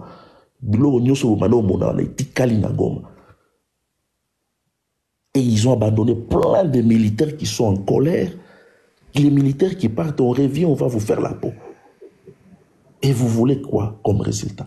Ils vont aller récupérer ce qu'on va abandonner aussi à Bukavu. On est là, on pense que les Burundais vont faire. Les pays les plus pauvres de la planète, on compte sur ça. La guerre, ça demande de l'argent. Ça demande un financement. On paye les Burundais, les militaires burundais, $600 par mois. Les nôtres ne sont pas payés. Ils payent les mercenaires 8 000 à 10 000 par mois. Les nôtres ne sont pas payés. Ils ont faim. Ils vendent, ils sont en train de faire des commerces, des bagnes. Papa, j'ai 1 minute. Je chute, maman, je chute. Donc c'est ce que je dis. Hein. Si on n'arrête pas de spéculer, on n'arrête pas le mensonge inutile parce que seul un idiot ment dans sa propre maison. On arrête des mensonges inutiles. On est dans des sales draps. On est dans des sales draps. Il faut trouver une solution. Papa, penses-tu qu'on devrait dialoguer? Mais qui a déjà vu une guerre sans dialogue? L'Ukraine avait refusé de dialoguer. Vous avez vu l'état du pays? Si on ne veut pas dialoguer, ça veut dire qu'on a accepté de tout casser. On y va alors à la guerre. Si on ne peut pas dialoguer, il n'y aura pas de solution. Tous ces pays du monde dialoguent. On nous prend pour des fous même. Sinon, on a accepté de sacrifier des vies humaines. On a accepté de tout casser. Pour les intérêts de qui et qui? C'est même irresponsable de refuser de dialoguer. C'est de l'irresponsabilité. Ça fait partie du processus. Tu dis Cordon. Ah, récit à Papa Afrique Libre et Salinga Passi Penza parce que c'est ça. Le dialogue avec l'opposition, mais Nandingue Nazolandela parce que Papa Afrique Libre, il est sur place là-bas. On discute souvent avec lui depuis l'année passée, hein. Et souvent, na Lukakae, ceux qui n'ont moni été quelques jours, mais le format du dialogue Papa Afrique Libre, c'est ça le problème. Maman, je vais vous dire une chose. Hein. C'est eux les responsables. Ils n'ont qu'à nous trouver un format. Nous, on ne veut qu'une seule chose, la paix. Leur tralala, là, leur conflit perso, ça ne nous intéresse pas. Ils n'ont qu'à nous trouver une solution. Ce n'est pas des idiots parce qu'ils savent manœuvrer pour voler l'argent de l'État. S'ils sont capables de manœuvrer pour voler l'argent de l'État, qu'ils utilisent leur petit cerveau là de voleurs pour trouver une solution. Sinon, alors qu'ils démissionnent, nous allons gérer cette histoire autrement. Ceux qui vont quitter, c'est simple. Qu'ils démissionnent, nous allons leur traiter de haute trahison. Parce que les gens qui meurent, la facture doit aller quelque part. Toutes ces histoires doivent être facturées quelque part. faut pas qu'on reste là en train de regarder des gens qui sont capables de manœuvrer des vols de milliards de dollars. Ils ne sont pas capables de manœuvrer un dialogue. Qu'ils nous donnent un format. Ce n'est pas à nous de penser. Même si nous on pensait à un format, c'était ici. Ils ne vont pas l'utiliser. Ils ne vont pas l'utiliser. Ils savent dans quoi ils sont. Ils n'ont qu'à nous pondre une solution et très rapidement. Avant que nous retrouvons le pays sur le tapis parce qu'il y a des pillages. Vous savez les effets secondaires des pillages. C'est la chute économique. C'est même pas la chute. C'est vraiment un scandale, un cataclysme économique. Donc avant que ça dégénère davantage, ces gens-là avec leur petit cerveau de voleurs, qui nous trouvent une solution. Parce que tout ce que nous allons leur proposer, ils ne vont pas le faire. Nous, on va que parler sur les réseaux sociaux, mais ils doivent nous trouver une solution. Et rapidement, parce que la situation a dégénéré. Nous sommes dans une position diplomatique chaotique, nous sommes dans une position sécuritaire chaotique, administrative chaotique, économique chaotique. C'est le total. Ils n'ont qu'à nous trouver des solutions ou alors qu'ils dégagent. C'est la simple... c'est mon point de vue. Ok. Merci beaucoup. Merci, Papa JKS. Maman P15, j'ai vu que tu as ouvert ton micro. Est-ce que tu voulais rebondir avant qu'on continue?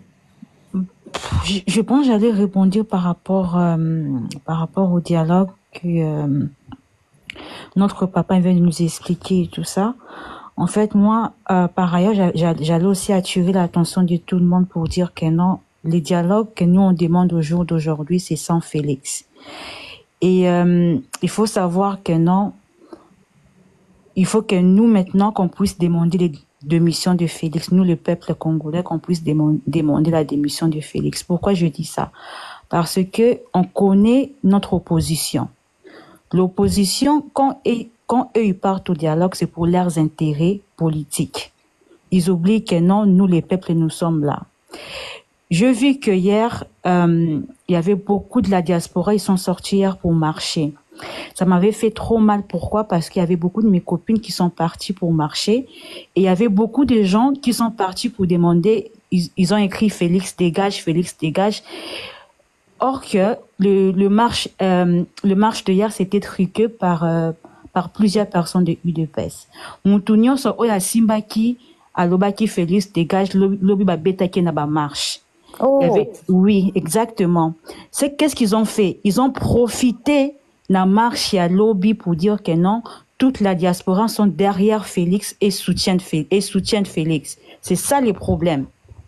Il faut maintenant, nous, l'opposition, oyo, toujours soutenir Félix, tout ça, bah, marche, tout senga opposition, ceux qui vont aucun dialogue, ils sont sans Félix. Parce que, bah, marche, nous, so, oyo, ça, les mamikolo, yo, Félix, azo, utilisant, pour un avantage, naïe. Pour montrer à tout le monde que non, j'ai le soutien, il y a peuple nangaï. Mais or que hier, il y avait presque la majorité au Bayaki wana, bazaki, bazo senga nani Félix que Félix puisse dégager. Il y avait même une petite fille qui a dit que non, si nous sommes dans cette situation, c'est à cause de notre gouvernement. Batata mikolo wana bata UDPS, bakiti sa ki fi wana, j'ai la vidéo. Bakiti si babi kolo babongote. Ils ont Félix, il faut être patriote, ils sont que de profiter de la marche, ils ont les Canadiens diaspora, pour ils ont un avantage à Félix, pour montrer que non, tout le monde sont pour Félix. Or que c'est pas comme ça. C'est pour cela, moi, personnellement, je suis Maman P15, malheureusement, ils ont sans impact. Parce que na Kini Kutugo na Kogo, ils ont l'obama Kutute. Et mindeli ngonde bazawa boye, parce que baboa qui sont là Félix. Ok? Ils ont sans impact. Parce que le Congo, marche donc le Congo, on ne sait jamais, Cordon. On ne sait jamais. Hein. Ils ont sans impact dans le Congo. Sans impact. Donc, si vous avez le couteau dans bango, c'est tout match on va y bambata bazana kati. Aïe, pas trop comprendre. Oh, coordonnant professeur Mbata pas la marche. Ça qui marche. Oh là là. Batouni va poser même question et pas diaspora mon camp. Va poser question pour demander à professeur Mbata pour dire que non. Est-ce que est-ce que vous montrez que Makambu Oyo et l'équipe, Oyo les na minute Oyo, ils ont parmi les choses que nous, on avait dénoncées dès que Félix a qui pouvoir. À Katel Batumangala. Oh. Oui, il a dit, oh, ils ont Makambu interne, bon marché. Il a dit ça. En tout cas. Ok, maman Pékin. Papa William.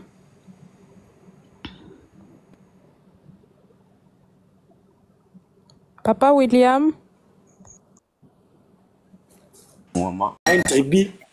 Oh, ils ont aussi là. Bah, quand ils ont aussi les abisso. Bon, moi, ça, il faut que les abisso. J'ai dit passé.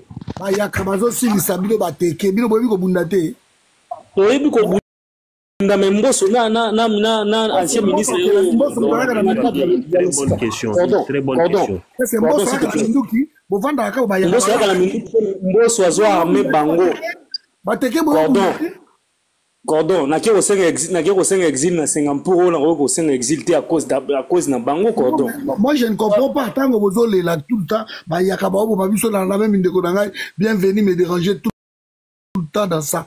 Mais bino bateke. Cordon. Depuis Kabila fils, nous avons la ministre Moko Oyo a mis à potaka garant comme Mokonzi Bateke, Marco Bangouli depuis 2001. Si l'autre chose mon consulté ou à porter voix na miso bateki azalate. Bon on a comprendre de binoté. Biso bambole, biso to na batu. To na bako. Yo kana biso te cordon. To na combien de tribus? Vous croyez il faut combien de tribus? Il faut 500 ministres. Boza ba Congolais. Mboki za Cordon. Ici, nous ne parlons pas d'autres tribus, nous parlons des tribus au Congo. Oui, mais oui, arrêtez de Cordon, je veux y arriver par là. Monsieur Tozana Zamba, on a Kenge Bana Zamba. Bah préféré qu'on ait pas la mission qu'on va faire mieux bah sombi bah espace bah pessi bango que tu bah une intention sous quand désolé les bazana mboka na bango bo bunda ndenge bah pas na bino bah sombi pas na bino ando bo mabino bo vandi bo kangi maboko tokangi maboko te mais tokangi cordon tomoni ba ministre o bazali ministre près du président madame wana Manouanina ministre près du président Manouanina yaka ko bunda kuna te ayaka te bazo armé bango cordon bazo armé bango bazo pesa dans le bino boko zo quitter faux ministre peut armé bino cordon s'il te plaît ko ça assemblée te quand kama ba gisaro na ba ubero ao ndenge bazo armé na este ndenge bango bazo armé bo bunda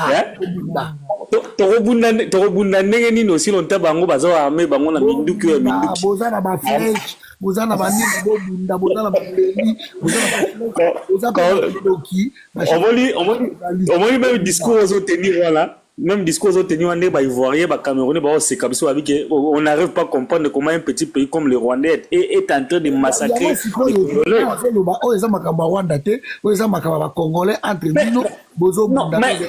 Mais non, n'a pas ça exemple. Mais pourquoi vous n'en parlez pas de nous chez nous? Battez-vous.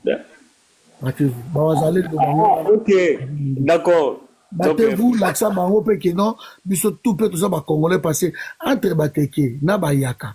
Batoloka ba biso na côté na mutute, to ko défendre te to lo ba vérité que ce boli ko vanda kimiate bo bunda. Parce que boza Nikolo, boza na mboka moko, boza ko bunda na bo la nini, Félix aza na Congo, a travers même pas ko koma wana. Ce ba ministre la ba ko ba manani noir. Baza ko so ba buzo ba wana, bozi zombie, bo embrasser zombie. C'est vous voyez. Vous avez le droit de refuser zombie. Comme mini Congo, comme ça alors ne pleurez pas, assumez-vous sinon aussi là. Cordon yebi histoire très bien que les yaka baza bato territoire Congo tout yaka baza ba guerrier ya osakana te na yebi ba yaka bato ba telemela mindele na yebi ba yaka ba guerrier beaucoup betele bolika munini. Battez-vous. Donc, tu vas envahir biso na territoire na biso, battez-vous. Ça c'est encore pire. Bah na territoire na bino, bah osaka na bino, bah comme bomba bino, vous vendez bolé là, bah bomba biso. Battez-vous. Ah, non, de même manière que ba Congolais ba olé ba Rwandais ba osala biso, c'est ça non? Rwandais ce sont des étrangers. Bah Rwandais ba ça ba étrangers, bah na mboka na biso. Bah yaka na ba teke boza ba Congolais. Vous faites partie des tribus. Bobunda, Boaba Ndako, Bobunda, Torote Kana, Cordon. Bino tout, Bino, Machamu Menonga. Bobunda, c'est tout. Ok, d'accord, merci beaucoup. Merci beaucoup. Tous on a na sujet il y a est. Le roi a vu ça la Chine de Bunda. Ezana Chine mais Bobunda tika kolela. Nazo le latin a fait comprendre OK et ils sont soutenus par le pouvoir en place parce que bazana ba ministre battez-vous. D'accord, parce que biso na tozana bateke tozana député moko bango bazana plus de 10 députés bazana ba ministre. Dans ce sens là ngala ma c'est après ba député té.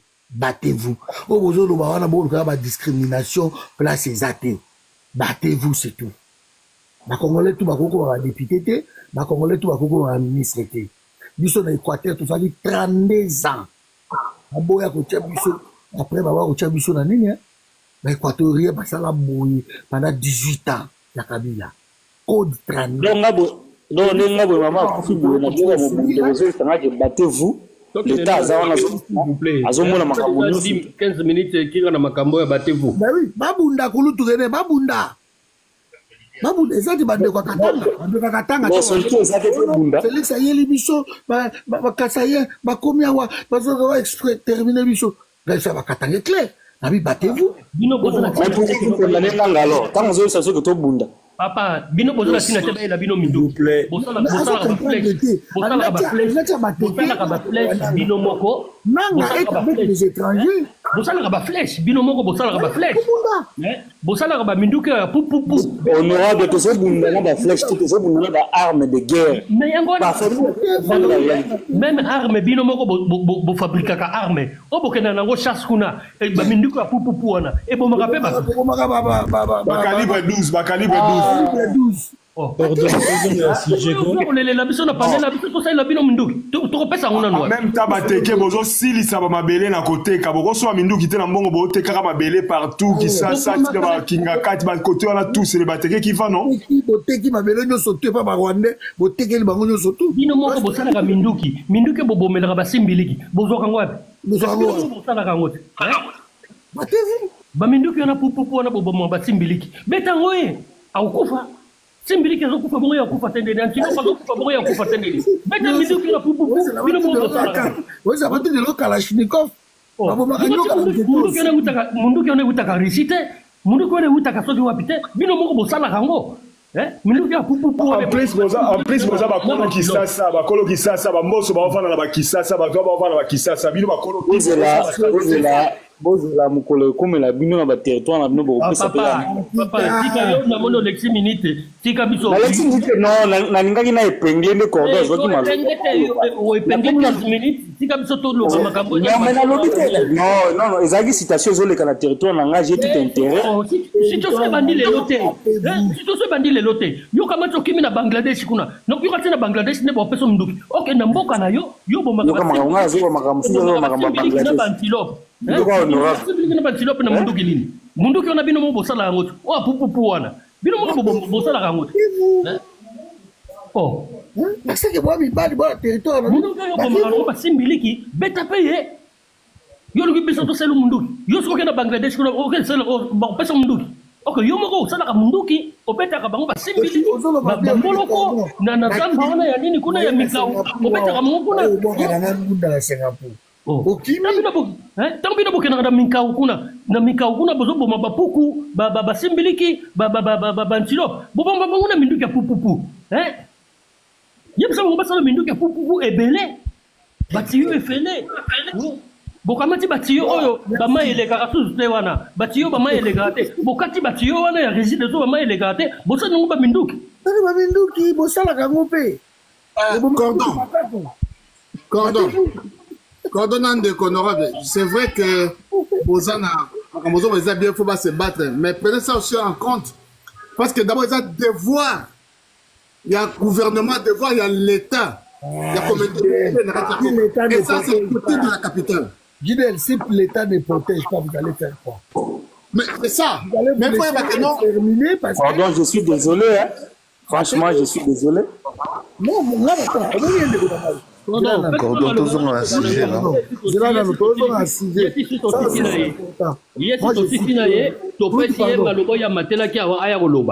Pardon, moi je suis clair là-dessus. Tous habitons tout bas congolais. Naïf ça va de notre Katanga. Souvenez-vous tant de ça qui m'a Katanga. Émission sur les Katanga. Tout ça la émission déjà sur ce qui se passe là-bas, Mobondo. Naïf ça va de Katanga. Oh non, Félix Aye, les bandes de Konaï Bayawa, naïf ça va battez-vous. Vous allez en Kanabino, Bobunda, c'est entre bino. Ça n'a rien à voir avec Makambozo Bayananga. Nanga est accompagné par un bateau aussi sur l'étranger. Il y a des Congolais, surtout Masangani, pour Babundisa Bango. Mais ici, c'est les deux tribus, au Bozo et la Soguine, je ne sais pas. Alors, entre les deux tribus, Bobunda, c'est tout. Bobunda. Donc, il y a des moyens de ma flèche, ma flèche va empoisonner les alliés. Vous avez des pièges, et puis ma chef coutumier, surtout ma belé, la bino. Ma teke, vous avez attaqué sinon. Ma chef coutumier, Bazawana. Cordon, s'il vous plaît.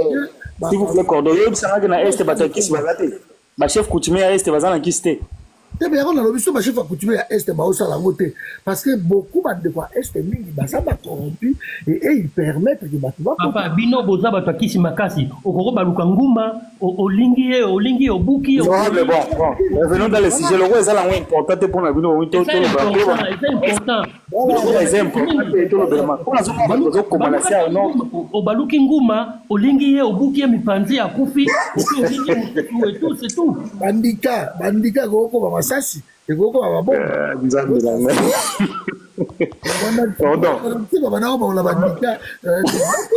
Cordon. Nakangi parenthèse, le roi lui dit battez-vous. Nakangi parenthèse. Je vais vous dire une chose, battez-vous. Au début, citation, il y a un malendu. Parce que ma mère, Azamuto Abuta, Bazouele, mon père qui est teke. Quand on a eu son makamboua, peut-être que nous on a légèreté, n'a qu'à parenthèse. Mais au début, citation, il y a un malendu. Les gens combattent les Congolais, qu'on arrête de plier, battez-vous. Vous avez un mot entre deux tribus, dans le côté Anan. Dans le côté là. Si vous voulez vous faire être faible, ben restez faible. Si vous voulez vous faire respecter, battez-vous. C'est tout. Pourquoi les Congolais aussi, tant que si vous voulez les respecter, pourquoi les Congolais vont bundater pour le Marambo Est? Mais là, quand on va tu vas évoluer. Tu lâches pas l'affaire. Aux autres continuer kaka. Baluka tanguma, viens à l'objet baluka tanguma au kaki. Vous avez la bakisa banzoi. Au sein de les banzoi. Félix batindela ke kutu banzoi. Bon, tu vois on continue la banzoi té. Vous avez vu des images batinda bazoko fokona na côté azolo bawana. Vous avez vu des images? Chidel, les problèmes alibou, là ils sont besoin comprendre. Makabo ezo leka na Est, ce sont des étrangers qui sont venus pour que tous les Congolais. Nangaza étranger te cordon, parlez-en quand même. Mais là, tous les Congolais ça la face de l'Okowana, parce que ce sont des étrangers. Mais ce qui se passe na Kouamout, c'est que les deux tribus bazo yo Canada. Les tribus moko atiki badinga babo makaye, il y a ça pour se plaindre. Alors que moi, connaissant l'histoire du Congo, na yebi que tribu loko la ba yaka, ba teke, ba tribu baza blagité ba guerrier. Alors si vous dites que de côté là, bino, ma faiblesse, c'est vous qui voyez. Mais moi, je recommande juste que non, ceux qui moutoyent au beau maillot, ma bon maranyo, quand ils étaient au Simi, c'est pas parce que mon balobango. Donc, attendant que vous avez tout ce que vous en avez, dans ma boko na bino, vous utilisez c'est tout. Lucas, net, nous on se plaint pas. Nous, on est en train de... Nous ne sommes pas des planchers. On est en train de dénoncer la progressivité de l'État. Lucas, au moins, mboka na bino bozana bano ya nzoto mike wana abongwani ata mamba vert ata asui oyo wana teye vene asui oyo wana teye vene omoni te okoboko mebele honorable bobito zo na sujet na kangi parenthèse parce que bino tout na moyo ba tout ba ça bango ba koma banguma di s'attaquer contre ngala biso tozo planifier tozo dénoncer la complicité de l'État congolais, tozo dénoncer le quoi on veut que to lobela ngote to lobela sujet à est parce que ce sont les étrangers qui nous attaquent totika makamwana parce que c'est important to lobela makambo à est c'est ça ba teke ko bo pianga kanda parce que chasse za bino boko balola Félix ata ça les kaki bodiare azonga ba didi la libulu asala boko sala ba konja ba onyoko la bino ba teke chasse za bino beaucoup ça quelque chose mais vous ne faites rien car vous la bino vous sunga biso la combat autre Félix yemoko ayena cordon yemoko yebi Félix yemoko ayena na politique ya isolement est-ce que ba teke ba gérer Kinshasa les déserts du matin otika kana loba kasi loko bozo empêcher botika na loba to ata la commune moko to gérer te sous Félix ezate comprendre pourquoi mabele za bino Lucas, pardon, Lucas, la boîte de Guinée.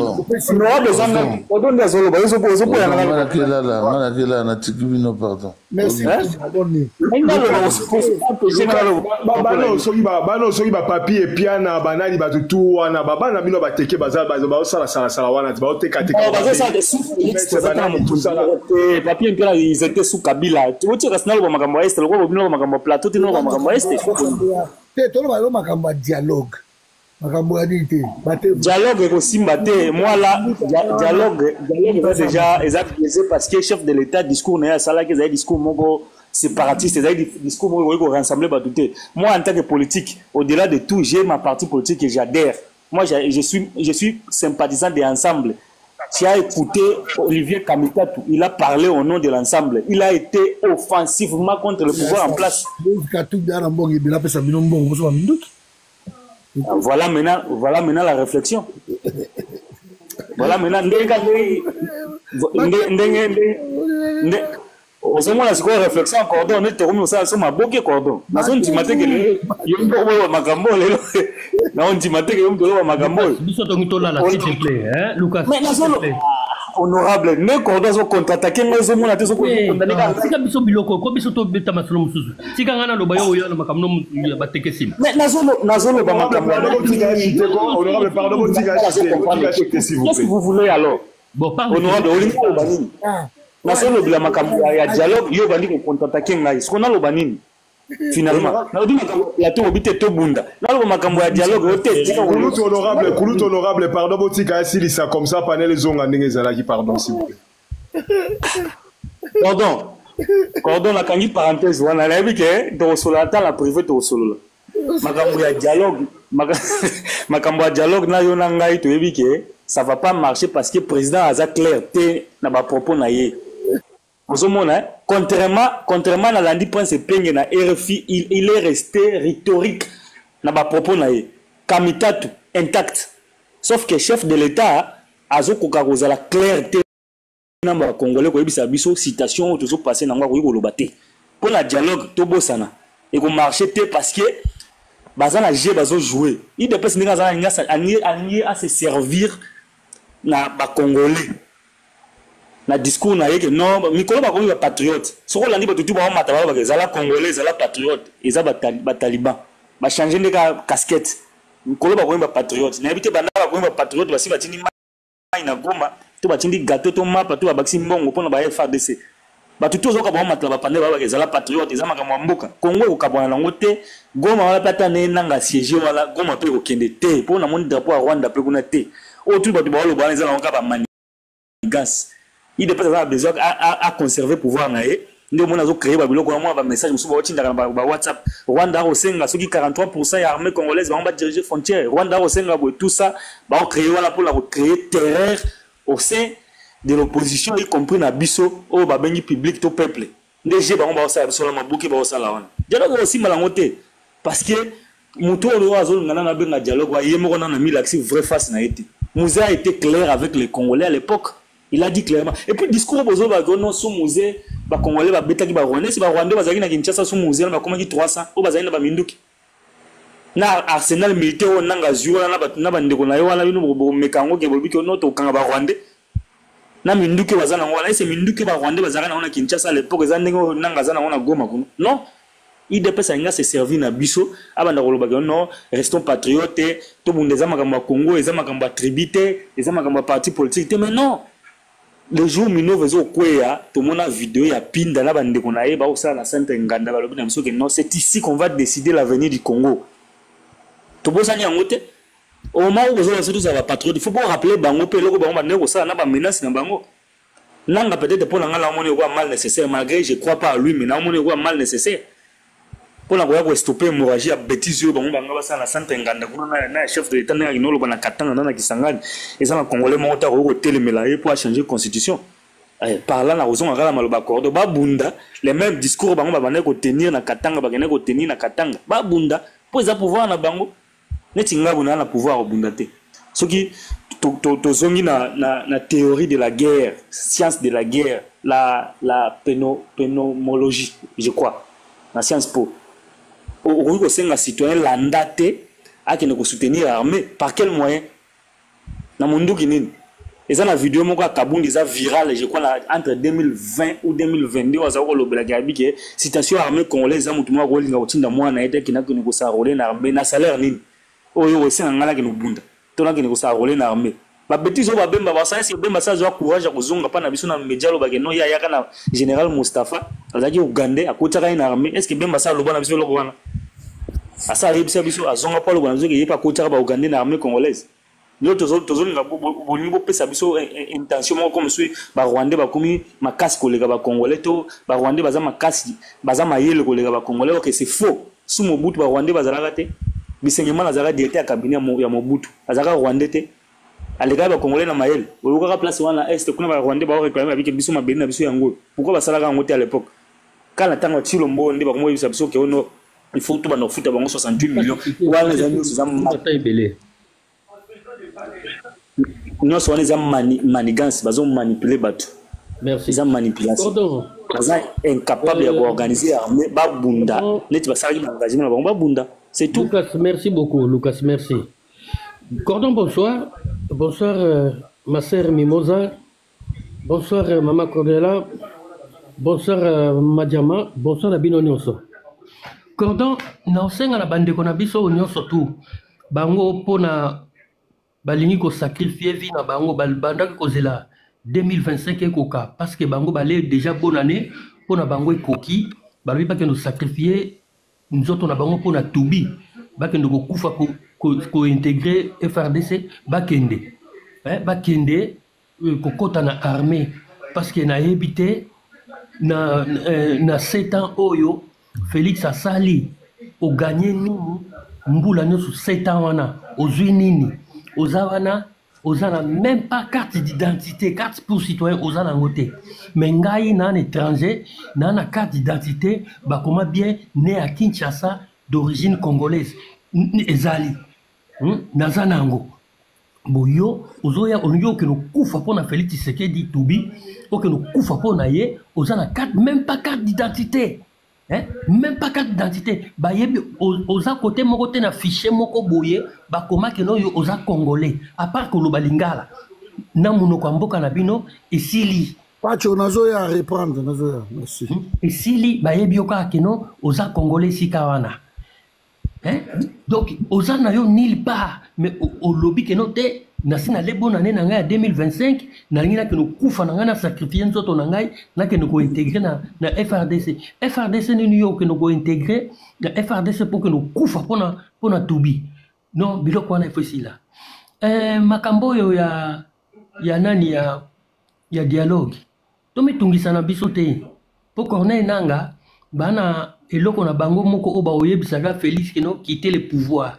Naoka ki masera tuna kia soki akokisa 2028 non akokisa na 2028 te parce que ndenge zali awa ba américain na uti otanga nini na bango awa Fabien Kuswani ki auto la kisango na Kinshasa eza déjà na alerte rouge na 4e niveau alerte rouge na Kinshasa 4e niveau ya alerte ba américain ba kiti pona ba ressortissant na bango baza ba civil baina ba arme pona ko cadrer ba ressortissant na bango au cas où yindi ba bimisa ba ressortissant na bango ba kende oya ba soki masasi ekobeta oya bateni baza déjà na ngambo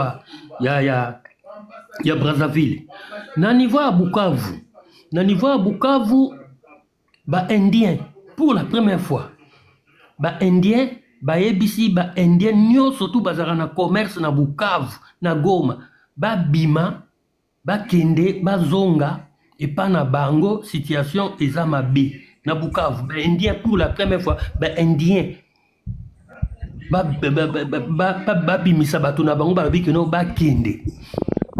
Bon, na niveau ya Goma, tout est calme, c'est comme si rien n'était. Le quoi qu'on ça c'est bêta quitté. Commerce zongi nango, nyon surtout est zongi normal. À part, comment on appelle ça? Ba banque nano e bandi ko salate, yango moni mbongo, moyen c'est qu'il les a te kuna kutu dollars za na 24. Ole ya Kinshasa na 29. Na Goma nyon surtout est zongi tranquille. Ba pomme de terre, ba mbala ya sukali. Et boti tellement ébélé, ba makemba boti tellement transport on des até pour na robimisa babilo kwana. Ba réfugiés on surtout bazalaki na camp de réfugiés. Camp de réfugiés za sauté. Batu na batu bazongi ba village na bango, bazongi bake ko vanda kimia bake ko bongisa bandako na bango ya ndele, bake ko bongisa bandako na bango. Tiko yo soko zo zela. Okende ondima dialogue na Félix. Biso nyonso tout oyebi mutu wana ndenge azalaka akanaye na parole fixité wana eza susu kopesa nde chance ayebisa bino ke bozela nga nasilisa manda na ngai bongo nasimba nzela kende biloko wana tolingango te. Ba Martin Fayulu ba muziki nyonso tu oyo ya ba muziki nyonso tu ya nini ya opposition bondi manabino eloko wana te. Basango nazomona keno basango bangi ba pesa chance sango bino bafinga bino sango bino bafinga ki bino ba politicien ya nini ya Zambala bafinga ki bino botsa babiloko wana te boyebisa yeke no akende alandaka bawalesa nde babandaki balobi keno batia libumu na se ifale babanda no kopekisa Félix feto ezalaki na oya bamela ba champagne te ba préparer prière pour il faut balala na se comme ça Félix alala na se mutu wana munene ekonda ndenge wuto okonda papa zonga sujet ko papa soko sepelite na lobby Félix a mutu munene okiti na bande lisusu donc Félix alala na se alala na se mutu wana ekonda libumu ekota bongo akeno sambela walesa makambu ya nini ya ba dialogue tozana yango te tolingi pe yango te mutu pe dialogue na ya zate soki ezali keno ba okende po na Félix bakendo solola na ye ezali ke bayebise non yo ekoki po na yo information musu ezali ke Félix alongoli sponsor na ye na Paris Saint-Germain alongoli sponsor na ye na Paris Saint-Germain alingi yango sous te. Donc je pense que non Félix peut abandonner supporter sous Paris Saint-Germain te parce que ezali visite Rwanda. Donc je pense que non ba mayo non surtout à Boaki. Donc merci au ngana ngana zaka mukuse yango wana il y aura pas de dialogue. Merci beaucoup. Alongoli Paris Saint-Germain bongo Qatar o bazana ensemble. Aboxi Qatar te. Nyonso na alongwe na ye na babloko nyonso tu Qatar Airways visite Rwanda nyonso eza etangami visite Rwanda alongwe oui mais ça ya Qatar mais alongwe babiloko tu wana sponsor alingi soko za sponsor na yango te o nyonso ekomami visite Rwanda alongwe donc bamayo nyonso tu bakoma numéro 20 Fachi visite Rwanda je pense que non il faut ça DM TV officiel je ne sais pas abonnez-vous. C'est notre chaîne, c'est gratuit. Yamwana Mboka. Merci beaucoup. DM TV officiel. Abonnez-vous. C'est notre chaîne, c'est gratuit. Yamwana Mboka.